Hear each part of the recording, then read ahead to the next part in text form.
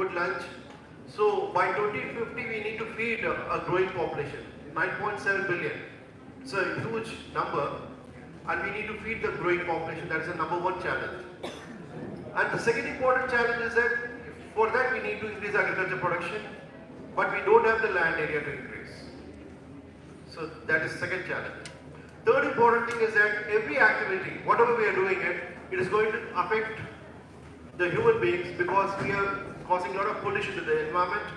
Particularly in today's session, you can see we are pumping more of greenhouse gas emission into the atmosphere. So the carbon footprint, or in other words, the kind of agricultural activity we are having, it may induce climate change. It may cause more harm. That is the second challenge. Third important challenge is that though if you say present day population, global population is around 6 billion, right?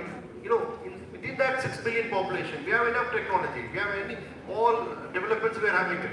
But a lot of disparities are there. That you can find it from this data. 2 billion people are undernourished.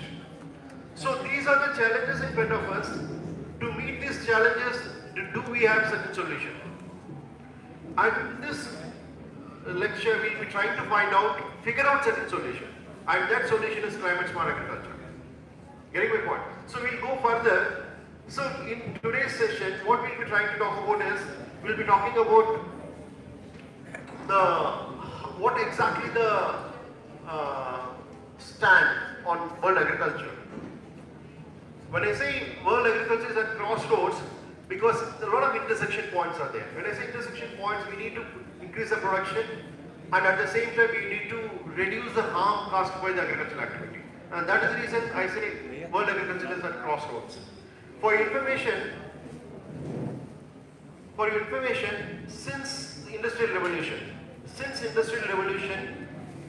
the face of the earth has been changed.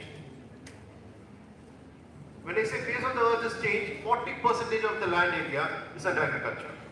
That means that we have somewhere contributed by removing the forest, by deforestation activity.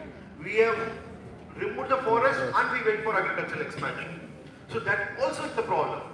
And 40% of the land area is present day, you see, is agricultural activity.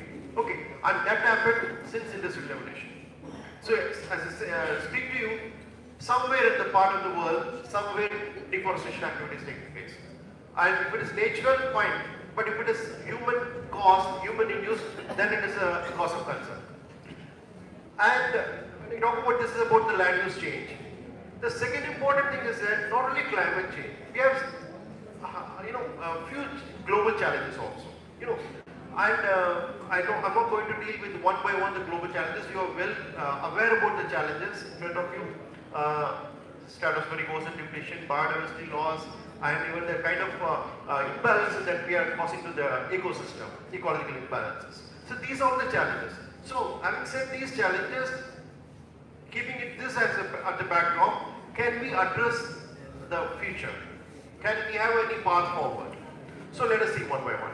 The second important point I will be trying to talk about is the climate change aspect of it, because we need to understand that, as I said, agriculture is important, but at the same time it is also causing a lot of harm to the environment.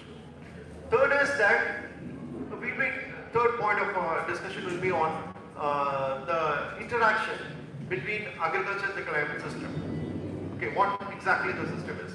Okay, so that will be the third one, and fourth one is the concept itself, by itself. And you can just, I've shown the slide, wherever I'm just overlooking or sidestepping, you just stop me, okay? And the fifth one is the pathways. When I say pathways, the time is very less. When I say time is less, we have put up to ourselves certain targets. We don't want it to increase the surface temperature more than 1.5 degrees centigrade, but already it has been done last 2 years back. So the time is running short. Still, we need to look for certain pathways. What are those pathways? We'll look at it. And the last one is the strategies. Today, your Dean Madam was trying to talk about it. Whatever we are doing it, so our goalpost is SDG 2030. So we'll try to figure out again that how this presentation, how this topic, how this climate smart agriculture can have, navigate us to achieve the SDGs. Okay. Now, when you talk about the important aspect, because carefully listen, this may be you're from different background, I can understand it may be out of thought for you, but doesn't matter, food is important to every one of us. Okay? When you see, just because of this activity, the carbon dioxide concentration you see in the 250 years, it has pumped. So 278, it's already crossed 420. The data has been moved, but still the present data is 420 parts per million. So somewhere we are pumping more and more, and definitely the main driver is the population. Okay, so even in our country, when we got independence, it's 30 crores. Now it is 140 crores. So it is the main driver is the population. The second important aspect is the methane. You just look at the slide here. It's methane and third is nitrous oxide. So coming to this point, these both gases primarily has been increased because of agricultural activity. These both gases, methane and nitrous oxide. Nitrous oxide, it's almost 271 parts per billion to 324 parts per billion. The sole reason is the use of synthetic fertilizers. People from soil, when agriculture background you can understand, because we are putting more of nitrogenous fertilizers, and that because of the process called nitrification and denitrification, nitrous oxide is released into the atmosphere. So agriculture is the activity. We need to look for certain strategies, certain pathways wherein the nitrous oxide emissions can be minimized. Number one. The second is, as far as methane is concerned, we Indians are in fact, I cannot use the word culprit, but we are also responsible for releasing methane. For a simple reason is that in South Asia, paddy, rice, we have all eaten paddy. So that is a staple food crop. But it has been reported that paddy cultivation is releasing more of methane.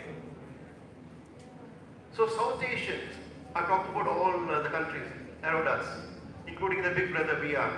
So this methane is released from the agricultural activity, waste management activities, or some ruminants. Ruminants means livestock activity. So we need to look for certain strategy that how best we can minimize it. That's it. Okay. So this, our target is here, whatever the policy, whatever pathway we are talking about it, how to minimize this or how to mitigate the greenhouse gas emissions, these two gases. Okay. Next is, now, the issue is that on one slide I said that agriculture has been a cause or responsible for causing climate change. The second one I'm trying to talk about is that because of the increase in surface temperature and other events, not only climate is changing, when I say a lot of other extreme events is occurring, the kind of flooding and extreme events, we all are been, it has been announced in the last 2 or 3 days, you can see severe, weather, hot weather is there, whether it's Kerala or in coming days you may be also feeling it. So these are the extreme events. When I say extreme events, it's very difficult to manage. If you know the trend, we can take the step, be prepared for it. But if we don't know when it is going to occur, what is going to occur, and what time, we cannot be prepared. So that is another problem. So coming to this particular slide, this climate change impact, when I talk about this climate change impact is going to affect the major crops. And for information, the present day if you see globally, the global population is dependent only on 20 crops. We are dependent on 20 crops. We cannot live without paddy. We cannot live without wheat. So in a way that everything has been focused on that 20 crops. If something happens to the 20 crops, so it may lead to famine condition. Famine. So now, look at this slide. This climate change is going to cause a major reduction in your yield, particularly these crops. Paddy, wheat, sorghum, barley and maize crops. Because maize is a very important crop as far as Central American countries are concerned. But as far as paddy and wheat crop is concerned, South Asians. Okay, so if that is the case, we need to focus on those crops and how to make our crop resist the eventualities, resist the changes. I'm saying if there is a change in the temperature or even the soil is getting poor day by day, if your soil is poor, means by fertility status, what kind of, when the crop is same, but what kind of variety? Can we have a new variety that can address the issue? So that is another challenge. Okay. So now it's a very simple thing. As far as food security is concerned, I'm not going to explain further. Whatever food we are having it, we need to have it. Availability is required. The second important aspect is that food is available, fine, but it should be available at right time. If you want food right now, if you're getting tomorrow, then no point of it. So availability and time is also a very important thing. And more importantly, you should have a very proper health to absorb it. Whatever you're consuming, it has to be absorbed into the body. So these are the aspect of it. Fine. Now, I stated that there are certain challenges. Look at this particular strategy, and it's not that this particular strategy can be adopted anywhere. By looking at the ground realities, we have to fine-tune it, refabricate it, remodel it, thereafter you can apply it. Okay, the strategy, what I'm saying, it may not be good for Tamil Nadu or Himachal Pradesh, same thing cannot hold, because the conditions are different. So here, but at the same time, you see, the major pillars or major, the crux of climate smart agriculture focuses on how best we can sustain the production. Whatever we are producing, it's fine, but we have the capacity to sustain it. Sustain it means, for example, if you are producing this year 300 million tons in India, can we be able to produce next year also 310, 325? Sustainability is important. Okay, and that is the key aspect, that by adopting this particular strategy we can do it. The second important thing is the GHG gas reductions. Methane and nitrogen, somehow we need to reduce it. Okay, fine. And third important thing is that whatever we are doing it, listen very carefully, whatever we are doing it, we are feeling the impacts. Already 1.5 degrees centigrade has increased, and that is going to affect your crops. So under these circumstances, can we have certain strategies? Like we are, for example, we are feeling very hot, we go for cotton clothes. The same way the plant also should have certain adaptive features. So we need to look for certain adaptive capacities, how to upscale the adaptive capacities. Okay, that is the second strategy. Okay, and this is very much part of the climate smart agriculture. Okay, now very important aspect is the resilience. Whether we have the coping capacity. Understood? If some damage is occurred or some kind of impact is there, some kind of temperature increase or something, if it is going to affect the crops, so can the cropping system, or in other words the agriculture production system, is it having any resilience capacity? Getting my point? Coping capacity. And this is the most important thing. If, for example, you are facing some failure, can we cope up? That is what we need to build. 300 million tons we are having it. Suddenly something happened. And coming to Maharashtra, weather well, everything has been affected by drought condition. Is it possible to maintain, to come back, revert back? So for that, we need to be prepared. Okay, and this is again a part of this one, resilience. So it's a simple slide. So when you look at this particular aspect, resilience, when I say resilience for you, individual, it's different. But, for example, but in the same way, in case of agriculture system, there are many ways we need to prepare it. Okay, it's not only the agriculture when you talk about it's a few capitals, or in other words, the soil is most important resource. The crops are very important. So even the farmers must be prepared for it. If something happens to the farmer, if their income is affected, will it be able to the farmers to proceed for the next year? So they should be provided with certain crop insurance, for example. Okay, so that is the key. It's not if something happens to the farmer because of the damage. So how I'm not talking about the government. What I'm talking about is that is there any system, inbuilt system? So inbuilt system is that if the farmer's income is not affected, then he can sustain for the next year, at least next crop season. At the same time, how to sustain his farmer's income? How to sustain? Because instead of focusing on only one enterprise, crop enterprise, he should diversify. So by diversification, what happens? The risk will be spread out. That is the strategy. Okay. And you need to have multiple sources of income. And how best we can increase the co-benefits. kind of a resource plowing pattern. Understood? This is about the concept of resilience, and next is the matrix. When I talk about climate smart agriculture, when I say it's not only the water, it's not only the soil. So you have to make every system smart enough. Okay, for example, you have a resource, is a criteria. Resource is any resource for that matter. The soil is a resource. Okay, so how best, efficiently, effectively you can use it? Water is a resource. Instead of wasting it, how effectively we can use it?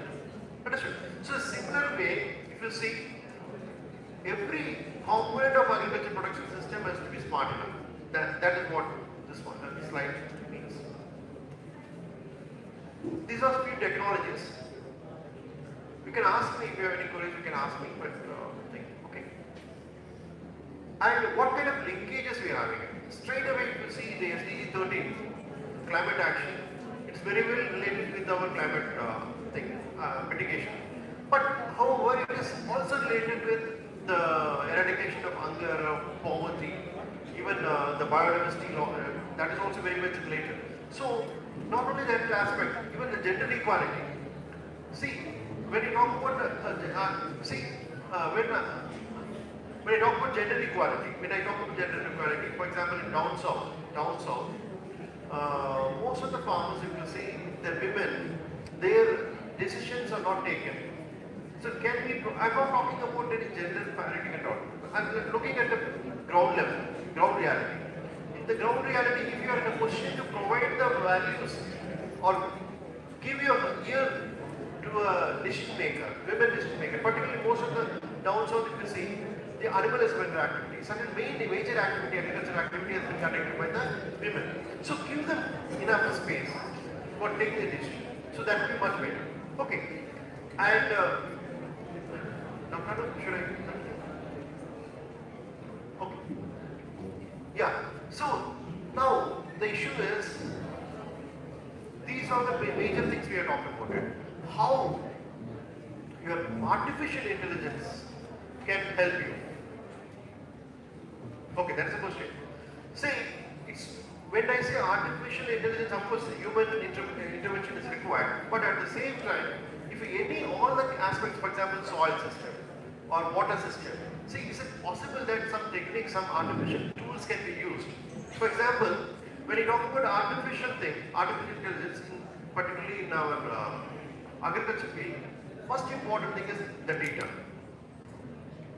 Okay, where the crop is grown, how it is grown. If you have the data, that is the most important aspect, soil data. And this data, if it has been collected properly by using artificial intelligence, then data can be analyzed, data analytics, and after analyzing the data, you can have certain predictions. So these are the three domains where artificial intelligence can play into the picture. Okay, now what kind of trade we are having? For example, 300 billion tons is presently, you see presently food grain production. So what will be the trade down 2050? Understood? Simple what you call regression, you can find it out, prediction. But if you have certain variables, climate change variable, water, different variables, then it is difficult for a human mind to do it. So there your artificial intelligence can help to have a prediction, to make it foolproof. Okay, so that is the point. And next important thing is that, for example, you need to have a supply chain. Simple aspect. Okay, so supply chain. How to make your supply chain resilient. So how to make it to meet the needs of individual consumers. So that also, wherever the demand is there, demand and the supplier. So can we have a link? Can we provide the information, rightful information to the consumers or the producers? So why that we want? For example, a crop is grown, turmeric is a crop. You are in demand of crop. You are in Gurgaon. So the major market is in Tamil Nadu. So if somewhere the demand is rising, if that information is going to the turmeric farmers, I'm talking about regulated farmers. So they can get that information beforehand and they can make the supply chain efficient. They can supply the products and they may be getting good product value to their products. Getting my point. Similar is the case. So what I want to say is that this artificial intelligence, as such, if you see, it can be used in the prediction, data collection point, and thereafter it can help us to have a better life for the farmers or other stakeholders of our agriculture system. Thank you very much. If you have any queries, you can ask me.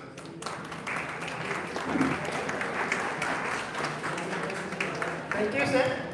So, do we have any query? If we have any question, we can take one or two.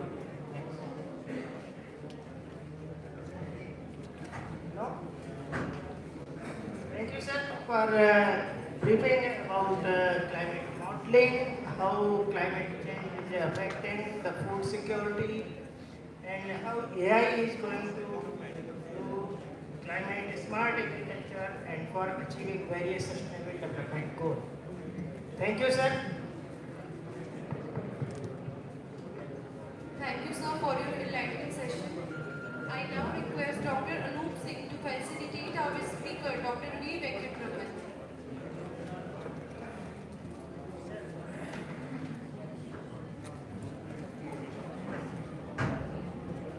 Put your hands together for him.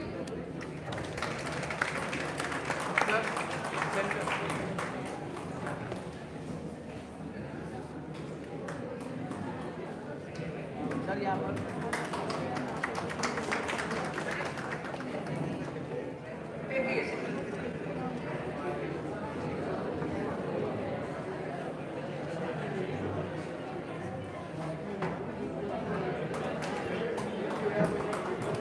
Thank you, sir.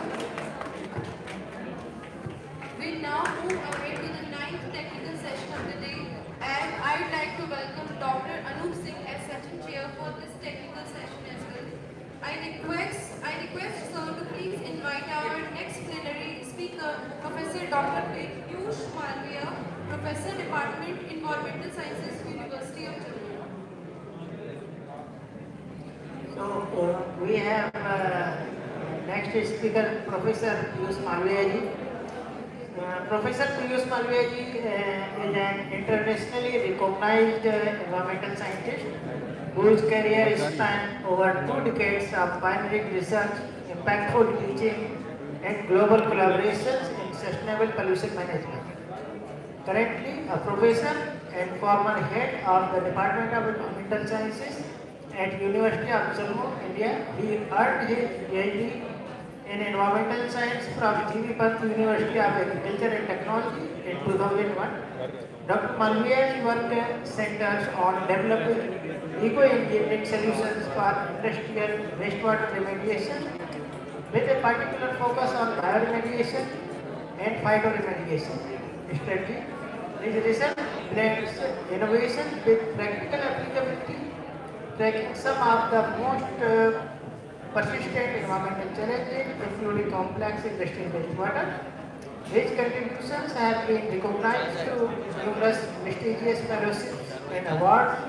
These includes the Dr. K.S. Krishnan Research Fellowship from Department of Atomic Energy, the UGC Raman Postdoctoral Fellowship at Texas Technical University, USA, the Erasmus Mundus Fellowship from the European Union for Postdoctoral Research at the University of Warsaw, Poland, and the UGC Research Award. Dr. Malviya continues to shape the field of environmental science, advancing the global movement towards green, sustainable, and circular approach to environmental management. And he is going to talk on nature-based solutions for pollution management, phytoremediation, and constructed wetland with AI-driven optimization.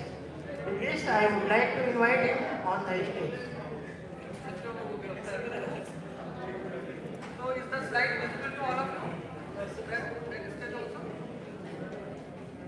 Okay, fine. So, do you know about the sustainable development goals? How many goals are there? SDGs, how many SDGs are there? Any idea, any number? Basically, there are total 17 sustainable development goals. And there is one goal that is SDG 6 that is related to the clean water and sanitation. So in that particular SDG 6, there is some goal that is 6.3 which aims to halve the proportion of untreated wastewater and substantially increase recycling and safe reuse globally by 2030. So my presentation will cater that particular subsection 6.3, and the title of my presentation is Nature-Based Solutions for Wastewater Management, Phytoremediation and Constructed Wetlands with AI. So in this presentation I discuss the basics of nature-based solutions, then what is phytoremediation, what are the constructed wetland technologies, and how can we use AI and ML for its efficiency enhancement. So if we look at the sustainability issues, the basic issue is the pollution. The problem is environmental pollution, which affects the different components of biosphere. Then what is the reason behind this environmental pollution? So the basic reason is economic development is often prioritized over environmental protection and leading to unmanaged emissions and contamination. And there is another reasons are there is rapid urbanization, industrialization, and population growth, which is a very major issue. They have significantly increased the resource consumption and they have increased the waste generation. So this is the reason. And what is the consequence? The ecological balance, biodiversity, and public health all are under serious threat. So we all know about the water pollution. What is water pollution? What are the harms of water pollution? And what are the possible sources? So I will skip this slide. This you can see the scenario of industrial wastewater pollution on the left hand side, and on the right hand side you can see the sources of water pollution. So you can see there is oil spill, then there is mining wastewater, then there is wastewater which is coming from residential areas, and then there is surface runoff coming from agricultural fields and industrial wastewater. So you can see here the types of wastewater. Either there is stormwater, which is either the runoff, surface runoff or rainwater, and there is wastewater that may be domestic wastewater or there may be industrial wastewater. So if you look at the domestic wastewater, there is black water, that means the material which is going into the toilets, that means urine and feces, human urine and human feces. And then there is grey water, that comprises of the wastewater coming from the kitchen, laundry, shower and wash machines and surface water. That constitutes the grey water. And then there is wastewater that is coming from the industry. So there are many industries which pollute the environment, and there is textile, refining, leather, pulp and paper, almost typical also, paint industry, metal industry. So you can see the effects or harms caused by these wastewaters. So there are many compounds such as heavy metals, microplastics, road debris, which are coming from the advanced groundwater, and then from industrial wastewater there are heavy metals, dyes and solvents, surfactants, so all these are coming from industrial wastewater. This is the basic layout of the conventional wastewater treatment plant. So you can see here there are 3 stages: primary treatment, secondary treatment and tertiary treatment. And basically this process is used conventionally by all the industries. There are certain limitations of this conventional wastewater treatment. So basically we need continuous electricity for that operation of the STP. Then we need skilled operators, chemical inputs, which result in high operating costs and monitoring costs. Then if we use chemicals for the treatment, that means we are adding some additional chemical to the environment, and which will be responsible for the production of industrial sludge. So that is another disadvantage. And then that flexibility. So if there is any change in the quantity or volume of the wastewater, the efficiency will be impacted. So these are some limitations of the conventional wastewater treatment. So why there is a need for the nature-based wastewater solution? So basically nature-based solutions, you can see I have written here the 4 principles: plants, microbes, soils and sunlight. These 4 things are needed for the treatment of the wastewater in various nature-based solutions. So basically what plants do, they facilitate pollutant uptake, microorganisms degrade organic contaminants, soil absorb the nutrients and heavy metals, and sunlight builds the photochemical transformation. So these systems offer long-term sustainability, and because they require limited mechanical maintenance, chemical dosing, and technical supervision. So these are the some of the advantages. So if you talk about the constructed wetlands, CW, that is constructed wetlands, and then there is phytoremediation. So basically these processes mimic natural wetlands. So I will cover it next slide. Phytoremediation, that means they are using the plant for the remediation of the wastewater.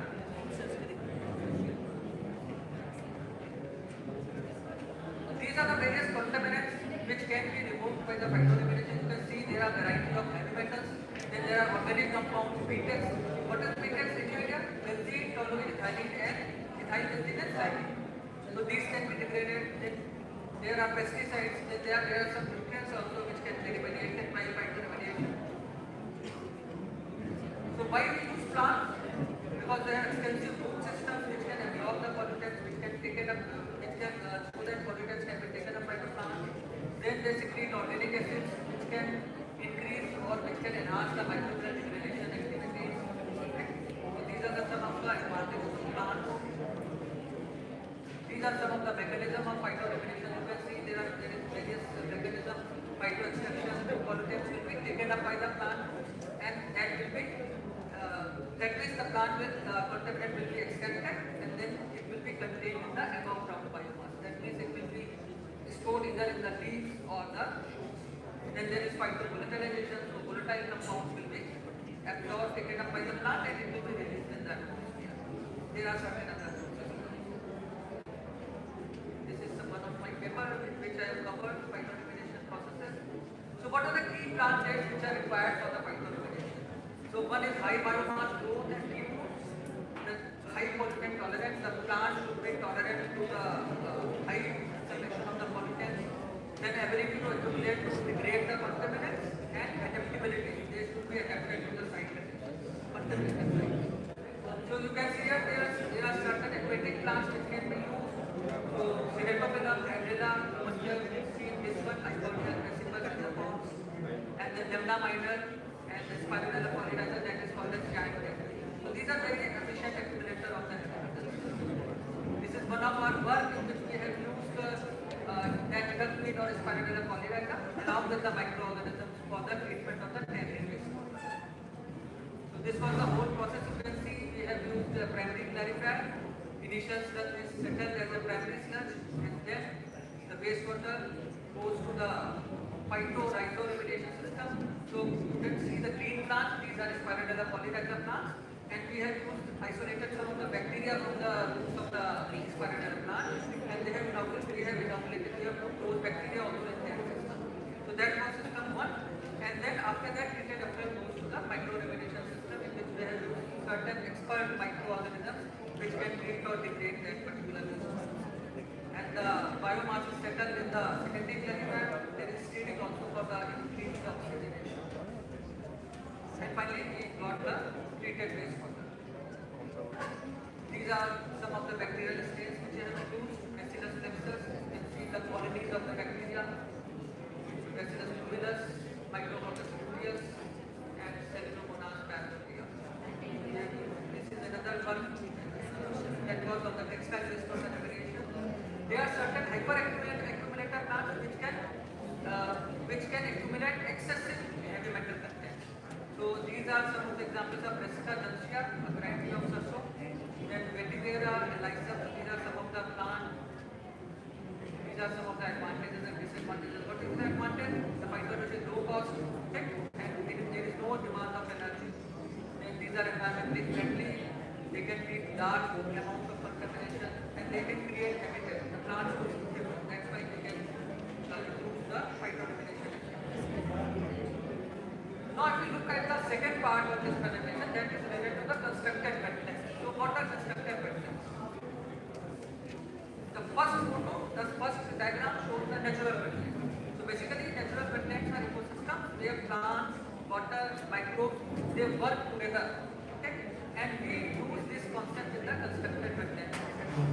Basically these are medial system in which we use the plants, bacteria and other components of the natural wetlands.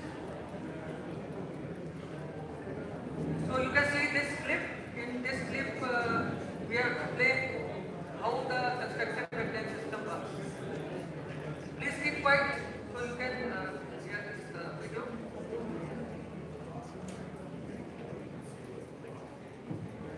So basically this is the natural wetland system. You can see the bacteria is working, the plants are working. Okay? This is urbanized area.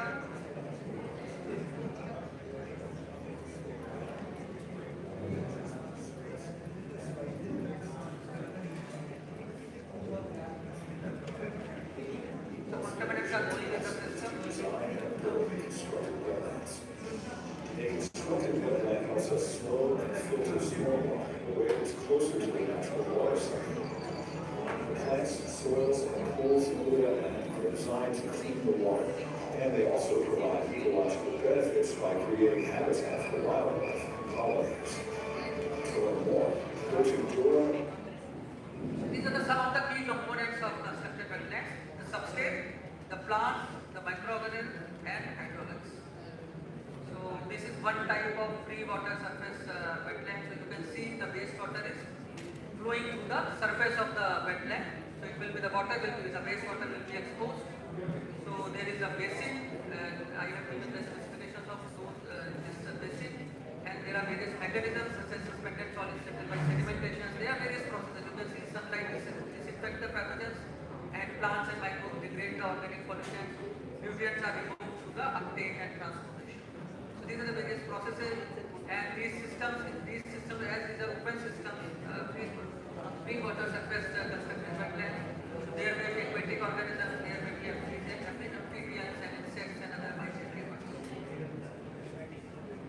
Then this one is horizontal subsurface flow wetland.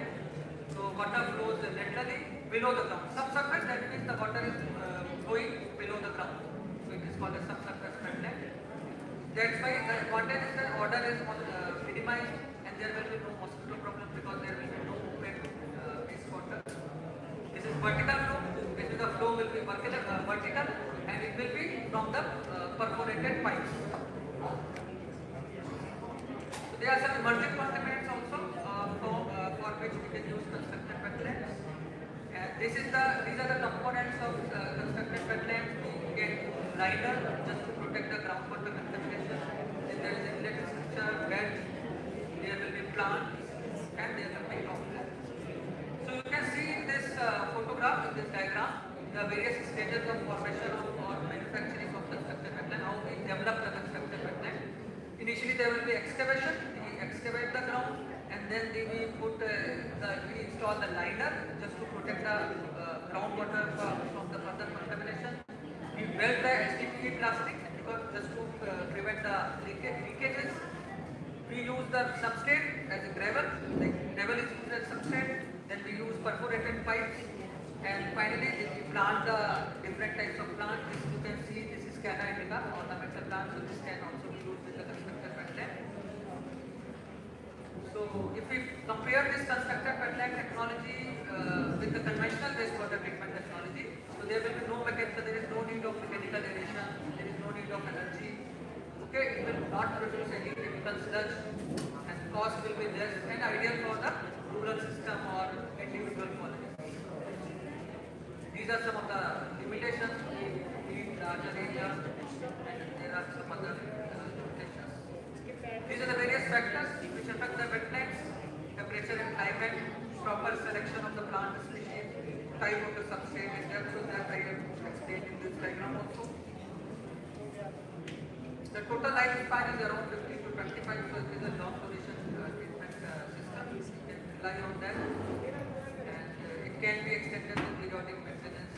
There is no need of that like vegetation can naturally regenerate without replanting. So there is no need of replanting of the plants. Simply we have to plant once, and then there will be natural growth of the plant. This is another video of how they use the decentralized systems.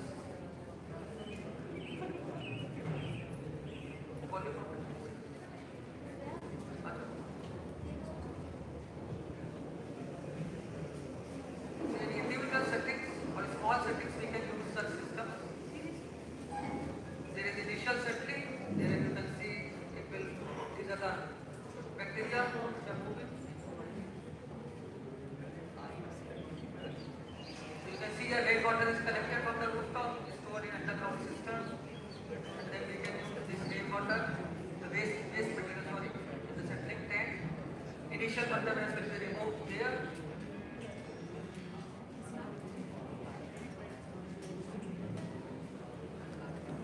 Then it will go to another chamber that is called the equalization tank.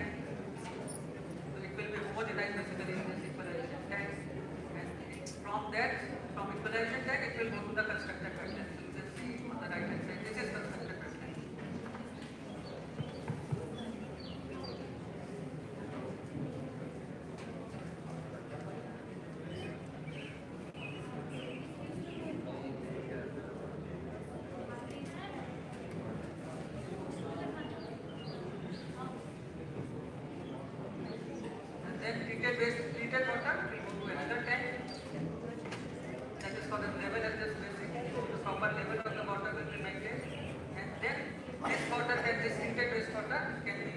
indication of the agricultural tree.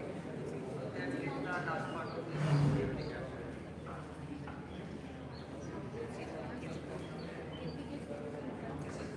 These are two of my research papers on restricted wetlands. These are the engineered wetland 2.2, that is what is going on now. So we can use different nano-engineered materials for the as a substrate to enhance the efficiency of the wetlands. These substrates can provide greater area for the microbial formation, and the goal is to achieve the high rate treatment similar to the mechanical systems. So now, how can we use AI and ML in the nature-based treatment systems? So basically, we know that phytoremediation in constructed wetlands operate through multiple interactive processes. Like there will be plant uptake, there will be microbial degradation, there will be photolysis also. So these processes do not function independently, but they interact in a non-linear manner. So as this system is dynamic and continuously changes with variations in pollution load, it is very difficult to manually monitor all these things. So that's why artificial intelligence overcomes these limitations by learning patterns directly from the data, enabling better modeling and understanding of such complex systems. So you can see here plants to uptake and transpiration, microbes to degradation of the compound, substrates like gravel and soil, they absorb the contaminant, and the ultimate goal is to remove the pollutants. So how the AI ML works in the nature-based system? If you look at in this diagram, so there are certain wastewater parameters such as pH, COD, chemical oxygen demand, nutrients, and there is flow of the wastewater, temperature. So all these are used as an input. All these features, these are called as features. These features are used as an input in the AI ML system. So by using these inputs, what will do? The model will train itself. So I have written here AI learns patterns from existing data, and on that model, on that basis, it will predict, it will give some output. So we will give some input in the form of features. By using those features, the model will train itself, and then it will predict the outcome.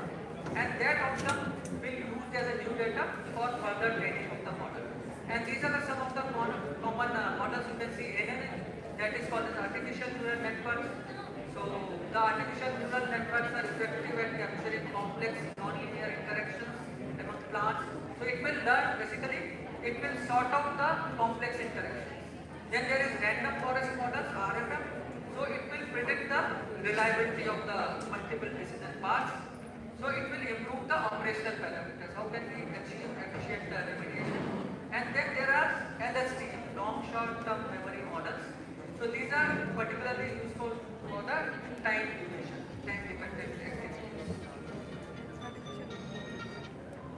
So this is for the prediction of the performance of the nature-based solutions. Again, you can see there are features such as pH, COD, nutrients, flow, temperature, etc., which are used as an input. Then AI model will use these inputs, and then it will predict how we can achieve the higher COD removal or nutrient removal, nitrogen removal, or phosphorus removal. So why AI helps? It captures the complex interactions. It handles many variables together. This is the advantage of using AI, and it improves the performance forecasting. And how can we monitor the performance? So that is monitored by the R squared or goodness of fit, so which shows how well predictions match actual data. And we can use RMSE, that is called as root mean squared error, and mean absolute error, that is MAE, so which indicate the error in the prediction of the AI model. So that is, if the value is low, that means the accuracy is better.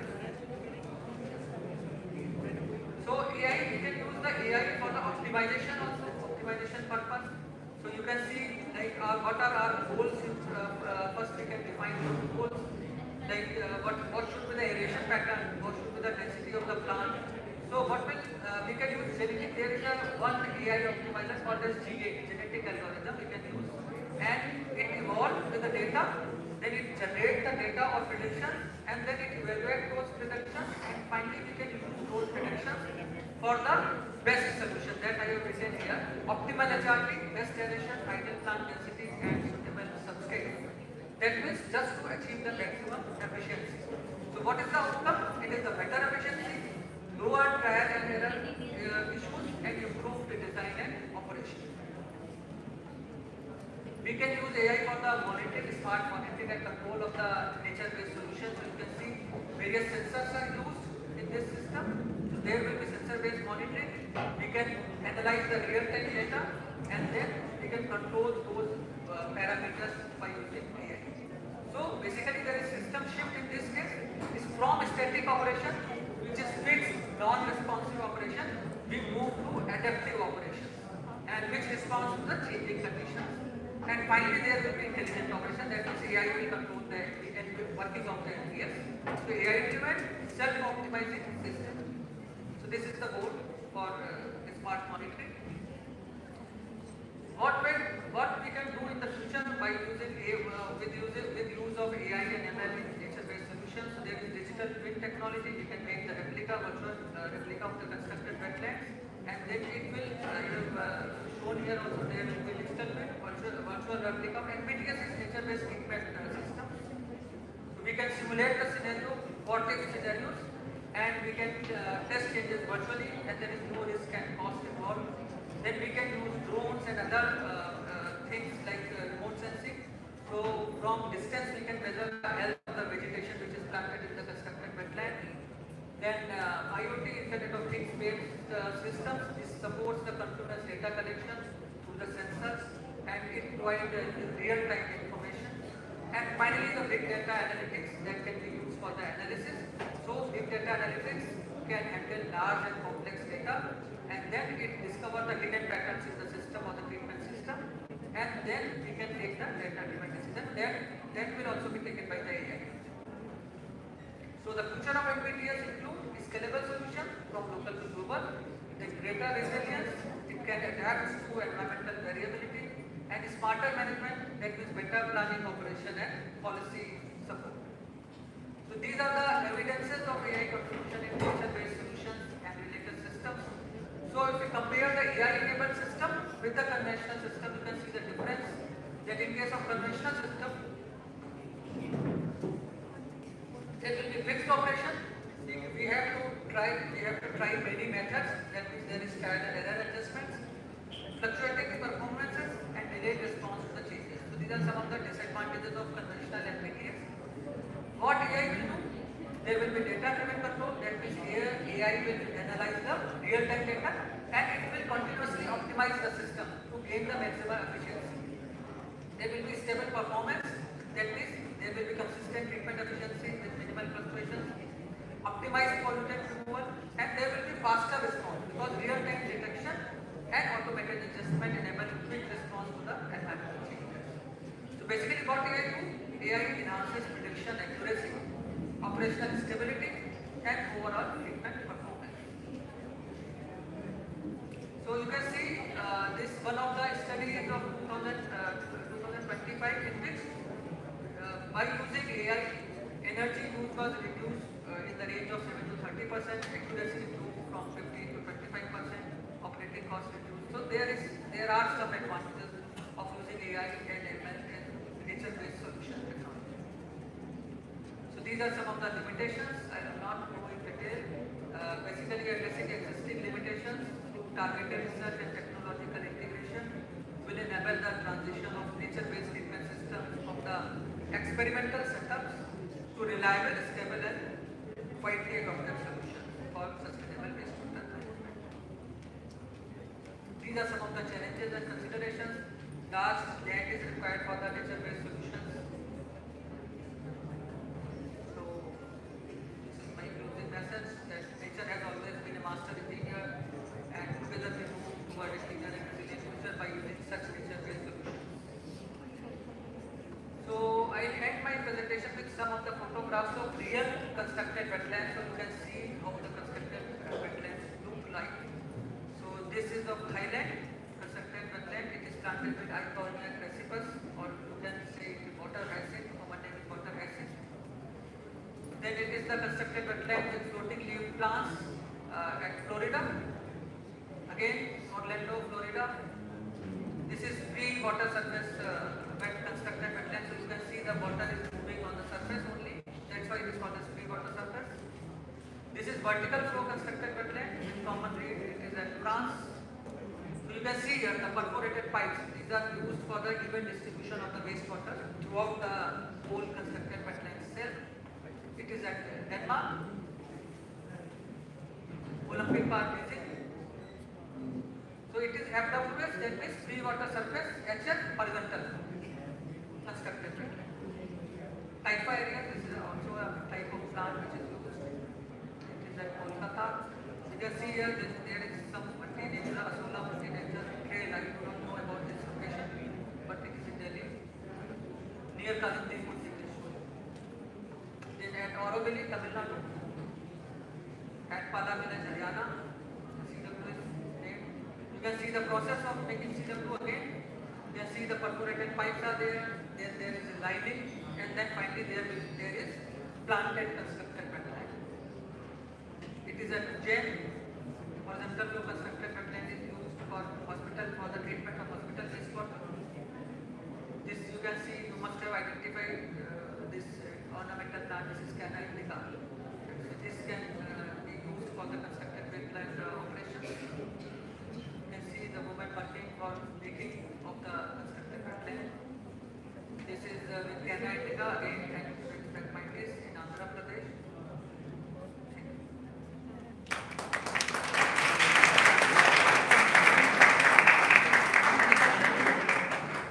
Thank you, sir, for enlightening us about nature-based solutions for pollution management, especially phytoremediation and constructed wetland techniques, how they are designed and what are their limitations, and what are the various AI tools to optimize these nature-based solutions. Thank you, sir. Thank you, sir, and sincere thanks to our speaker for such an insightful and enriching session. The perspectives shared have truly enhanced our understanding. Now I request Dr. Anup Singh to felicitate our speaker, Dr. Piyush Malviya, as a token of gratitude and appreciation. Give a round of applause.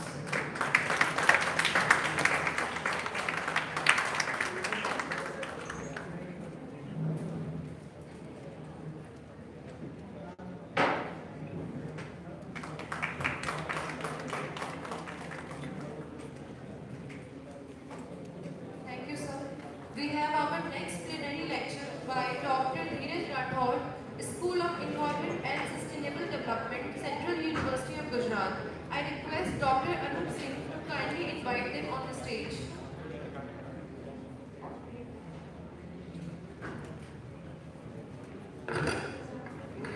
So our next speaker is Dr. Dheeraj Rathod. He is an assistant professor at the School of Environmental and Sustainable Development, Central University of Gujarat, Vadodara. He obtained his MPhil in Environmental Management and his PhD in Botany. Before joining Central University of Gujarat, he was working as senior lecturer at the University of Dodoma, Tanzania. He has 4 books and 50 peer-reviewed articles to his credit. His Edge index is 27 and I-10 index is 42. He is a guest editor for a special issue of reputed journals Pedosphere, Frontier in Energy Research, Discover Plant and Agronomy. Besides being reviewer for several journals, he has also served as reviewer for research grant proposals from PASAI, Government of India, the National Center for Science and Technology, Government of Tajikistan, Sultan Qaboos University, Sultanate of Oman, and Ministry of Science and Technology, Government of Chile. He is also member of a number of scientific communities. His research interests focus on ecology, environmental physiology, sustainable agriculture, and waste utilization. With this introduction, I would like to invite him on the stage. Thank you, Dr. Singh, for this invitation and provide the opportunity to present here. I'm sure it's quite difficult to deliver a lecture after lunch when I'm feeling sleepy, and much more difficult for those who are sitting here and listening post lunch, because they want to avoid their sleep, and that's why they want to discuss among themselves. So at least we should not see as a sleepy person. That's all right. It's good. So I will try to wind up as early as possible, so you can get time to get sleep. Okay. My lecture actually today I am going to deliver what we are doing at our university at my lab. We are working with the bioplastic. But as we have a different perception, the bioplastic is much better. Let's see, the plastic is a bigger problem nowadays. Everyone knows that plastic is creating a lot of problem. How this problem arises? When we are thinking about plastic, oh, we should go or we should make a plastic-free world. But it's not possible. Plastic made our life quite easy. It's a wonderful invention. In 1906 or 7, the patent of the plastic, the synthetic plastic has been granted, and then plastic came into use. Nowadays, everything we are using plastic for almost everything.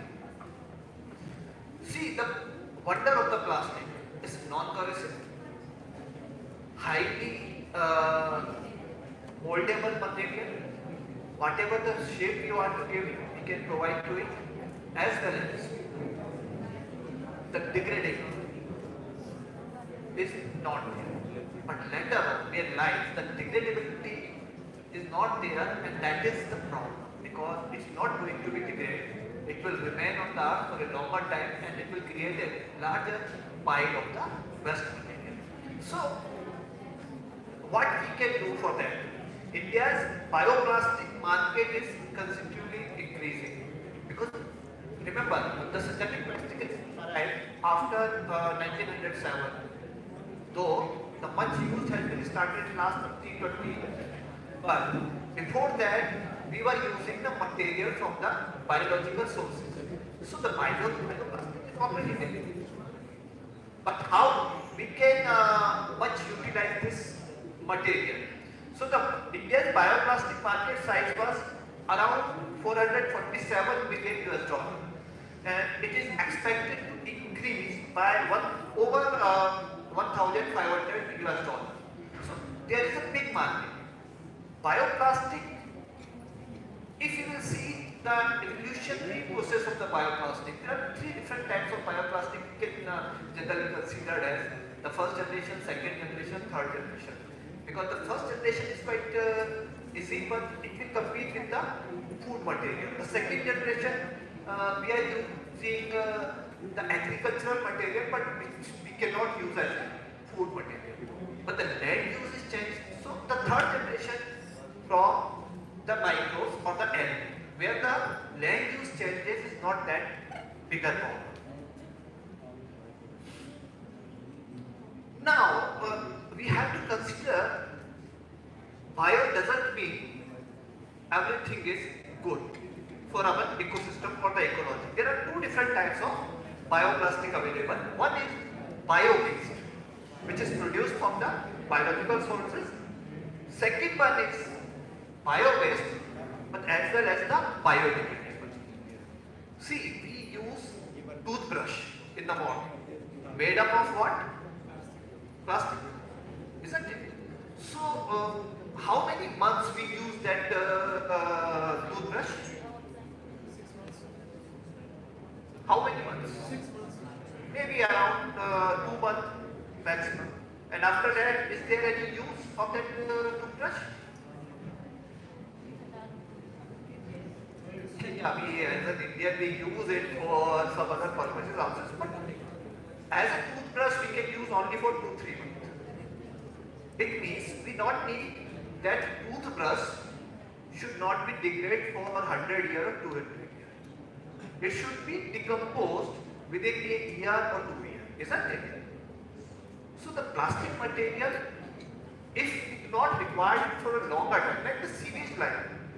Sewage pipes are now, it is not made up of the iron, because plastic has non-corrosive value, so it's much better for the sewer line, and it should not be degraded for 100 years or 50 years. but not the plastic. Or the material, if something we are purchasing from the market, the packaging material is made up of plastic. And we do not need that packaging material should not degrade for 100 years, isn't it? So the packaging plastic is quite difficult. But the bioplastic is also having certain problems. Some of the bioplastic is not degradable. While there are certain bio-based plastic which is biodegradable also. So we have to identify which one we should use more. Global production capacity of bioplastic for 2034 is around 2.47 million tons.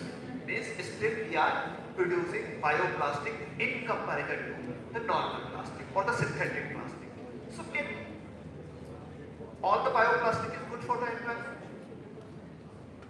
We have to check it practically. We have to make some experiment to confirm whether the bioplastic is really useful for us. Global production capacity is continuously increasing and it is expected by 2029 it will be reached to 5726 ton around. That is a huge quantity. 4 distinct categories of bioplastic if you will see, there are 4 distinct categories. The plastic is not degradable. It's created a lot of problems. So the bioplastic is degradable, but certain bioplastic cannot degrade by its own. There are industrial processes by which we can degrade it. So they are considered as industrial compostable. Then naturally compostable bioplastic, that is good for the purpose like packaging, like toothbrush or the material which we use for a shorter duration. Then the photodegradable bioplastic is comparatively better, and then bio-based, non-biodegradable plastic. In our lab, we are trying to develop the bioplastic from the 3rd generation sources, like from the algae. There are 2 different algae which we are using for the production of packaging plastic. One is Chlorella vulgaris. It's commonly Chlorella as well as Spirulina. Both are used for the bioplastic production because they have good efficiency. Bioplastic is basically a polymer that is mixed with the plasticizer. For synthetic plastic, that both the materials are chemicals, while in this case, the bioplastic can be produced by 2 ways. Either we should obtain the polymer from the algae, or we should use the biomass as such, as a polymer mixed with plasticizer and with the plastic. These are algal biomass and biomass powder, and then the film we have obtained from the algae. This is the general process by which we are producing the plastic. Because it is produced from the algae, we call it bioplastic. Now the question arises, is our plastic is good? Because we are trying to find out the solution for the plastic pollution. For that purpose, we should go for a life cycle assessment process of that particular bioplastic. Now, life cycle assessment process will give us an idea, is our material environmentally sound comparative to other plastic material. The phases of life cycle, if any one of you know about the life cycle, you must be known about this. There are certain phases of life cycle like the whole scope, interpretation, inventory and the impact analysis.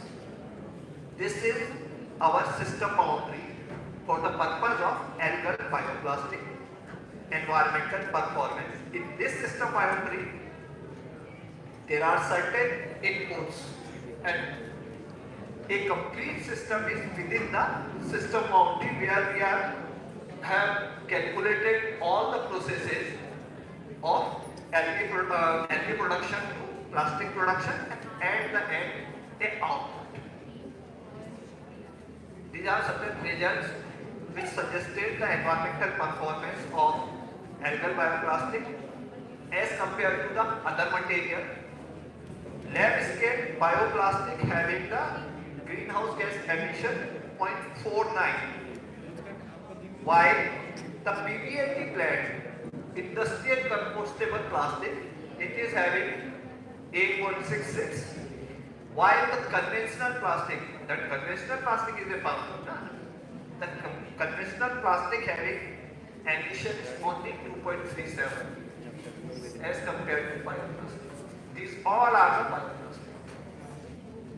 Means the conventional plastic having less greenhouse gas emission potential as compared to the bioplastic. In that case, our bioplastic production process should be more environmentally sound, and lab scale bioplastic would have comparatively very less greenhouse gas emission. The same cases, greenhouse emission breakdown if you will see. So in these all processes, what we can identify that there are two main phases where the greenhouse gas emission is high. One is, or the larger one is feedstock production. When we are producing the algae, algae is a microbe, single cell organism. We have to grow it on the synthetic media, and that process takes a lot of energy. And that is the reason the production stage will emit a lot of greenhouse gases.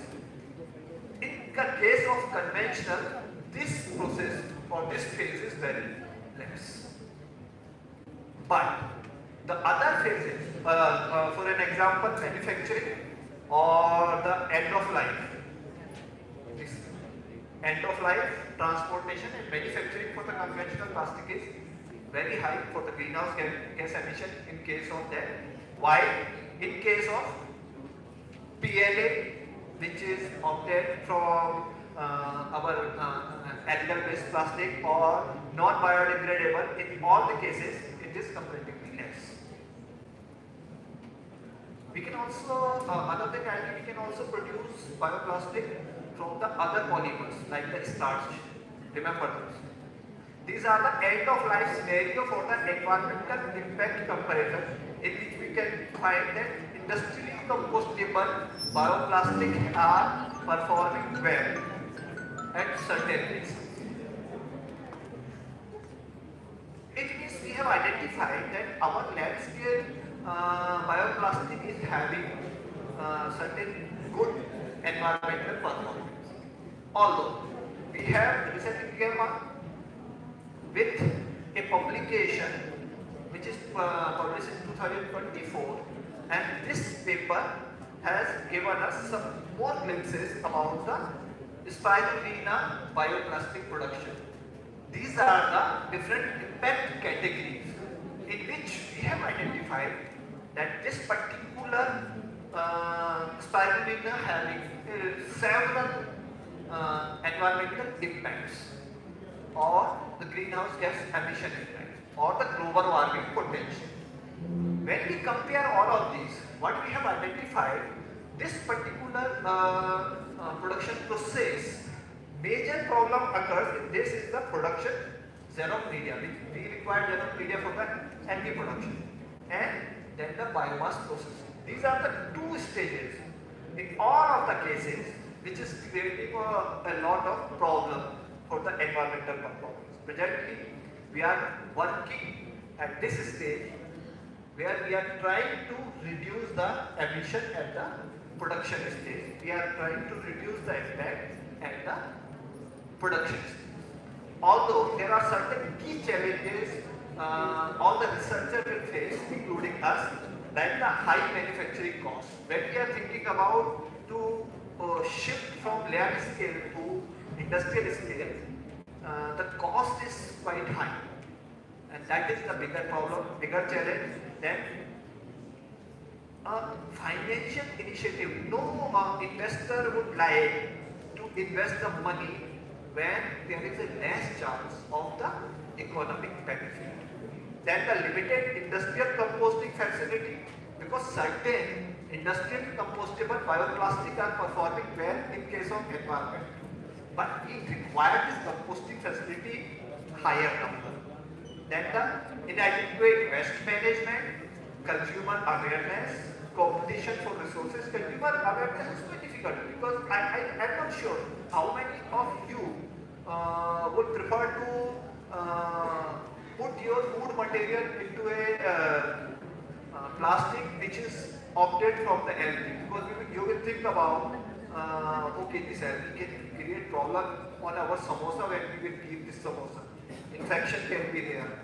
So this awareness is also required. End of life infrastructure and circularity before production and supply to the market. We have to check the circularity of this material, and that is the bigger challenge, and as well as material performance and standardization. Here are certain examples from the bio-based material where this PHP and PHA, these are the two materials which is most commonly used as a polymer for the bio-based material.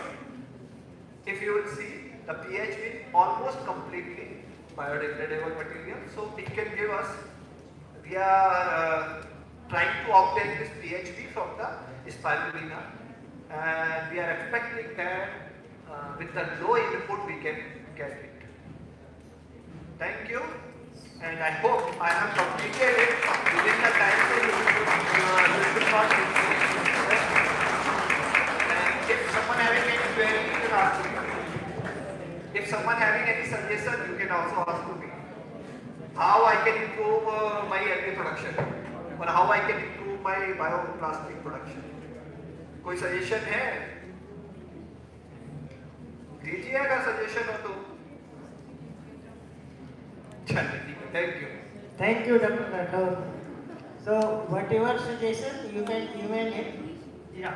And you you haven't shared your email here. Okay. I think that my email ID I have already shared. So if you have any suggestion or any query, you can also ask for them. Thank you. So, thank you, Dr. Rathod, for sharing the knowledge on bioplastic, which is a very useful subject for current scenario, and its importance, the types of bioplastic, its challenges, and the role of life cycle assessment for assessing diagnostic performance. Thank you, Dr. Rathod. Thank you, sir, for sharing your words of wisdom. I now request Dr. Anup Singh to felicitate our speaker, Dr. Dheeraj Rathod.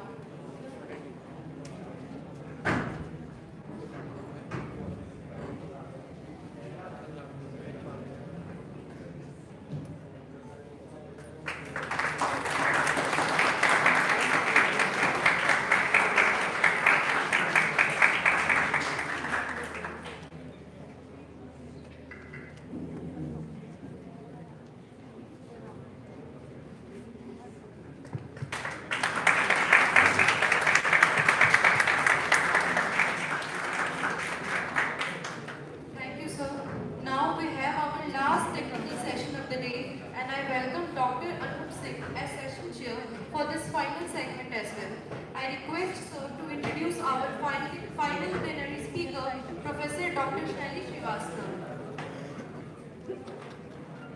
So, Dr. Shelly Srivastava is an internationally recognized scientist having 21 years of research and teaching experience, currently working as professor in MIT School of Earth and Environmental Sciences, MIT University, Haryana.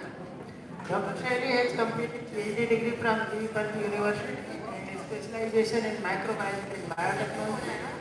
Her research focuses on wastewater treatment, pH degradation, heavy metal remediation, microbial sequestration of carbon dioxide, biofuel and biosurfactant production, and genomics and proteomics involved in carbon dioxide sequestration and value-added product formation by microorganisms utilization of nanomaterial and photocatalyst for wastewater treatment. Her contribution has been recognized through numerous prestigious fellowships and awards. This includes a postdoctoral fellow, research associate in JNU, Delhi. She has visited Murdoch University, Perth, Australia, as a visiting research fellow and has attended various international conferences as a speaker. She published 3 books and 26 book chapters.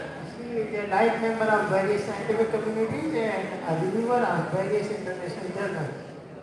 She had Google Scholar profile of I think Index 31, I 10 Index 61, and a total citation more than 3,000. Through her research, mentorship, and collaboration, Dr. Srivastava continues to make significant contribution to the field of environmental science, promoting global progress towards sustainable approach to environmental management. Her title is Optimization and Predictive AI Modeling of Hexavalent Chromium Removal by Using Alumina-based components. With this, I request her to please press the dice and address the gathering. And thank you organizer for inviting as a keynote speaker for the topic.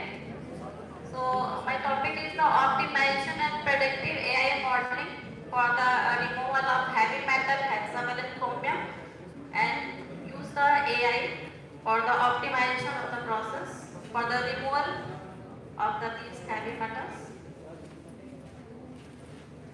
So the heavy metals pollution is said to be a permanent, and the heavy metal is the element which is relatively high density. So density is more than 5 gram per centimeter cube, and it is the particular toxic heavy metal, mainly all the heavy metals like chromium, cadmium, mercury, nickel, so they all come in the category of toxic heavy metals. So the metal toxicity is a major contaminated place. So the particular removal of these heavy metal is required nowadays.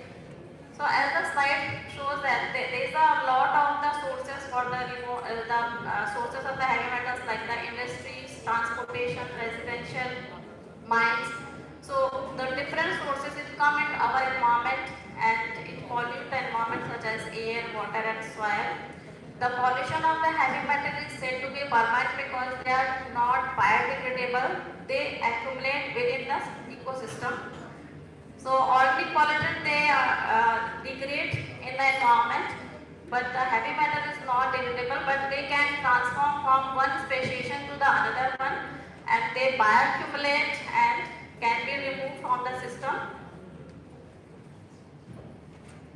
So these are the impact of heavy metals on the living being, human being, and impact on the heavy metal on the plant. So the heavy metal when come into our environment from the different sources, they contaminate the water as well as soil. So the contaminated water when reach into the living body, they contaminate and cause the impact on the living being such as it causes the mitochondrial apoptosis, oxidative stress and altered gene regulation. In case of the plant, the heavy metal also cause the chlorosis, they cause the less photosynthesis and they also cause the oxidative stress, and they are also the metabolic activity hampered in the plants. They also mimic with the other important ions. So in this way they impact on the plant and they bioaccumulate in the crop ecosystem and come into the food chain.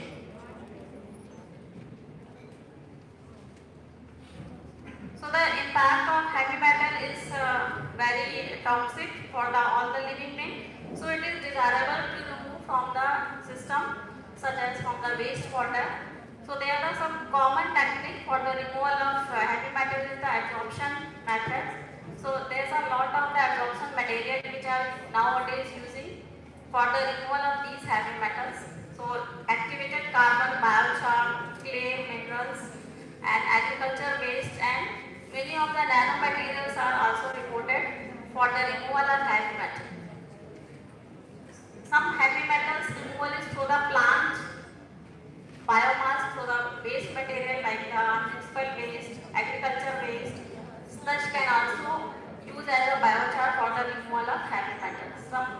carbon adsorbents are also used.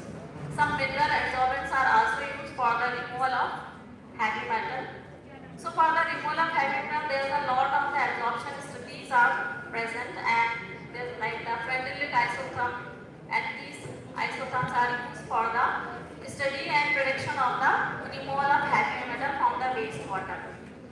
So absorption study is important because they are cost effective and high efficiency, and it also determines the absorption capacity, kinetics, equilibrium behavior, and optimum conditions such as pH, temperature, and contact time can be optimized with the absorption thing. So at the previously they are using as some old technology. Nowadays, with the use of the AI and machine learning, we can predict the particular model, and we can use this model for the removal of heavy metal in the batch absorption studies. So what are the research gaps which are used earlier? So there is some limited non-linear modeling was utilized by the Frederick isotherm, and so their studies focus mainly on the experimental absorption studies. Traditional model like RSN have limitation in capturing the complex non-linear behavior. There is a limited comparison between the statistical model and AI-based model. So the lack of these approaches, now there is a requirement of artificial intelligence and machine learning for the absorption study for the removal of heavy metal. So why there is a requirement of artificial intelligence for the removal of heavy metal in the absorption study?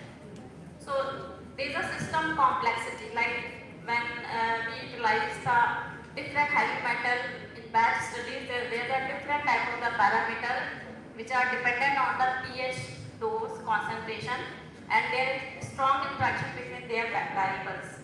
So it is also time consuming. It requires many batch experiment studies. So earlier the result was non-linear system behavior are shown. So traditional method assumes the simplified relationship, and it has limited ability to capture multivariable interactions. So lower prediction accuracy for the complex system. So conventional method may not capture the complex multi-linear interactions, and it is very laboratory intensive, and there's a laboratory result may not directly apply in the real world system like the industrial wastewater treatment or agricultural wastewater treatment. So AI-based solution which fulfill all these lacking of the earlier system which are utilized, so which enable the efficient optimization process parameters.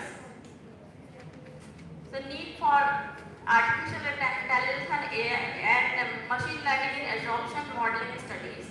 So traditional absorption models rely on the simplified assumption, and it often fail into the capture the real system complexity. So isotherm and kinetic models are limited when the multiple variables interact with them simultaneously. So absorption process depend some factors such as pH, temperature, adsorbent dose, and the concentration of the heavy metals. These variables create non-linear relationships and are distribute the model using the conventional approaches.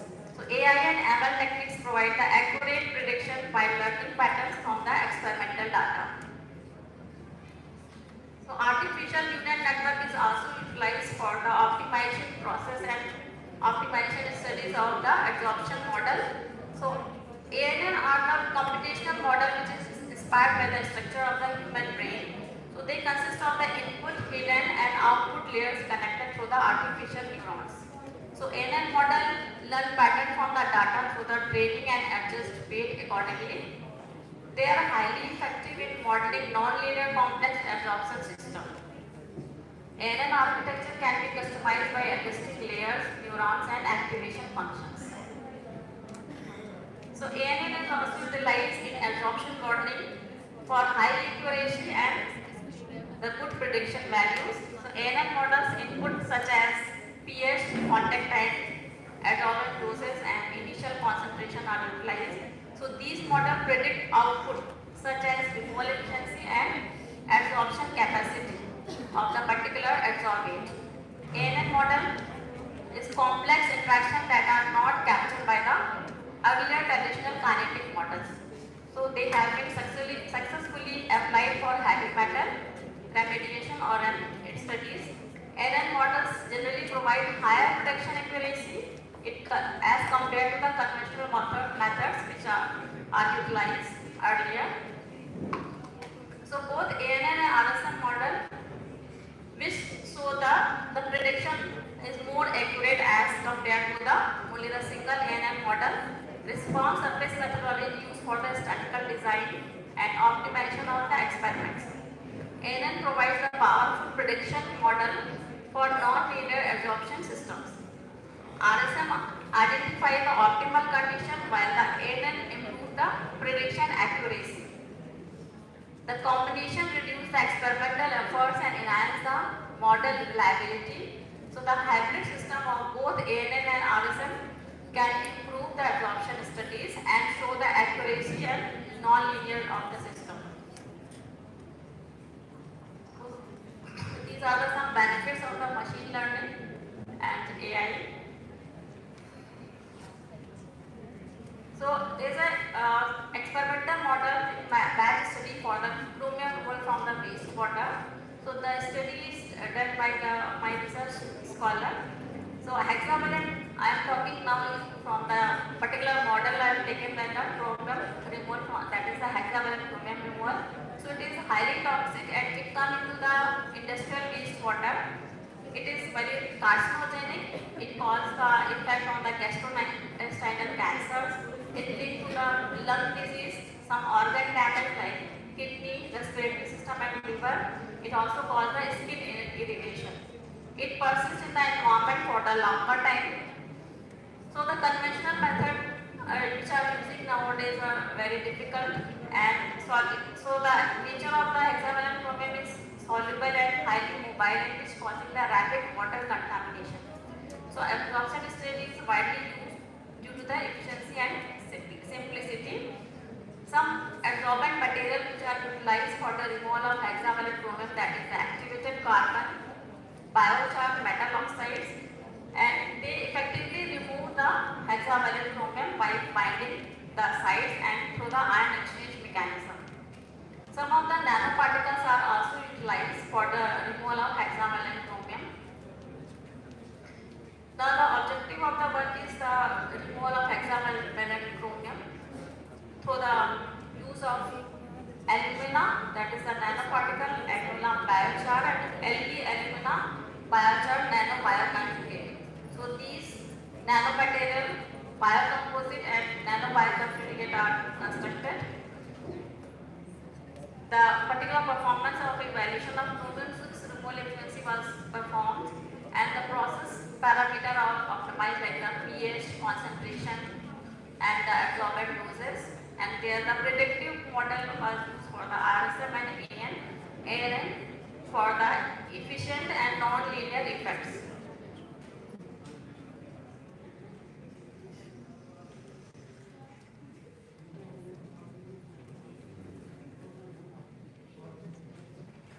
So the particular slide showing the first one is the red one is the alumina first one, blue one is the alumina nanoparticles, and second one is the alumina biochar, and third one is the Lg alumina biochar nanobioconjugate. So the XRD analysis show the alumina nanoparticles. So there are the different peaks and the particular peak showing the crystal structure of the alumina, and the second one the crystal structure of the alumina which are associated with the biochar, and third one is the Lg alumina biochar associated, and the P justify the particular synthesis of the nanobioconjugate. The right one figure showing the scattering electron microscope of alumina biochar and Lg alumina biochar nanobioconjugate before absorption. C1 is the before absorption of the heavy metal chromium, and G is the scattering electron microscope of Lg alumina biochar nanobioconjugate. The first one is showing the crystal structure of the alumina nanoparticle. Second one B is showing the alumina biochar which which is the porous structure, and third one is the porous and heterogeneous structure of the nanobioconjugate, and the D one is the XRD. So X-ray diffraction analysis also showing the peaks of the chromium in 5.4 kilo electron volt, and the fibrous structure is filled with the adsorption of the chromium.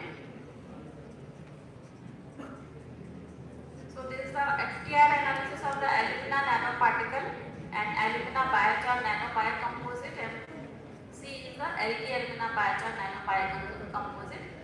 So in all the FTR analysis, the 5, 6, 8 is binding stress showing the alumina peak, and second one is there is the biochar peak in the particular 3000 centimeter minus 1, there is a stretching, and the third one is there is the presence of the carboxylic group, and there is a polysaccharide groups due to the presence of Lp with association with the alumina and biochar.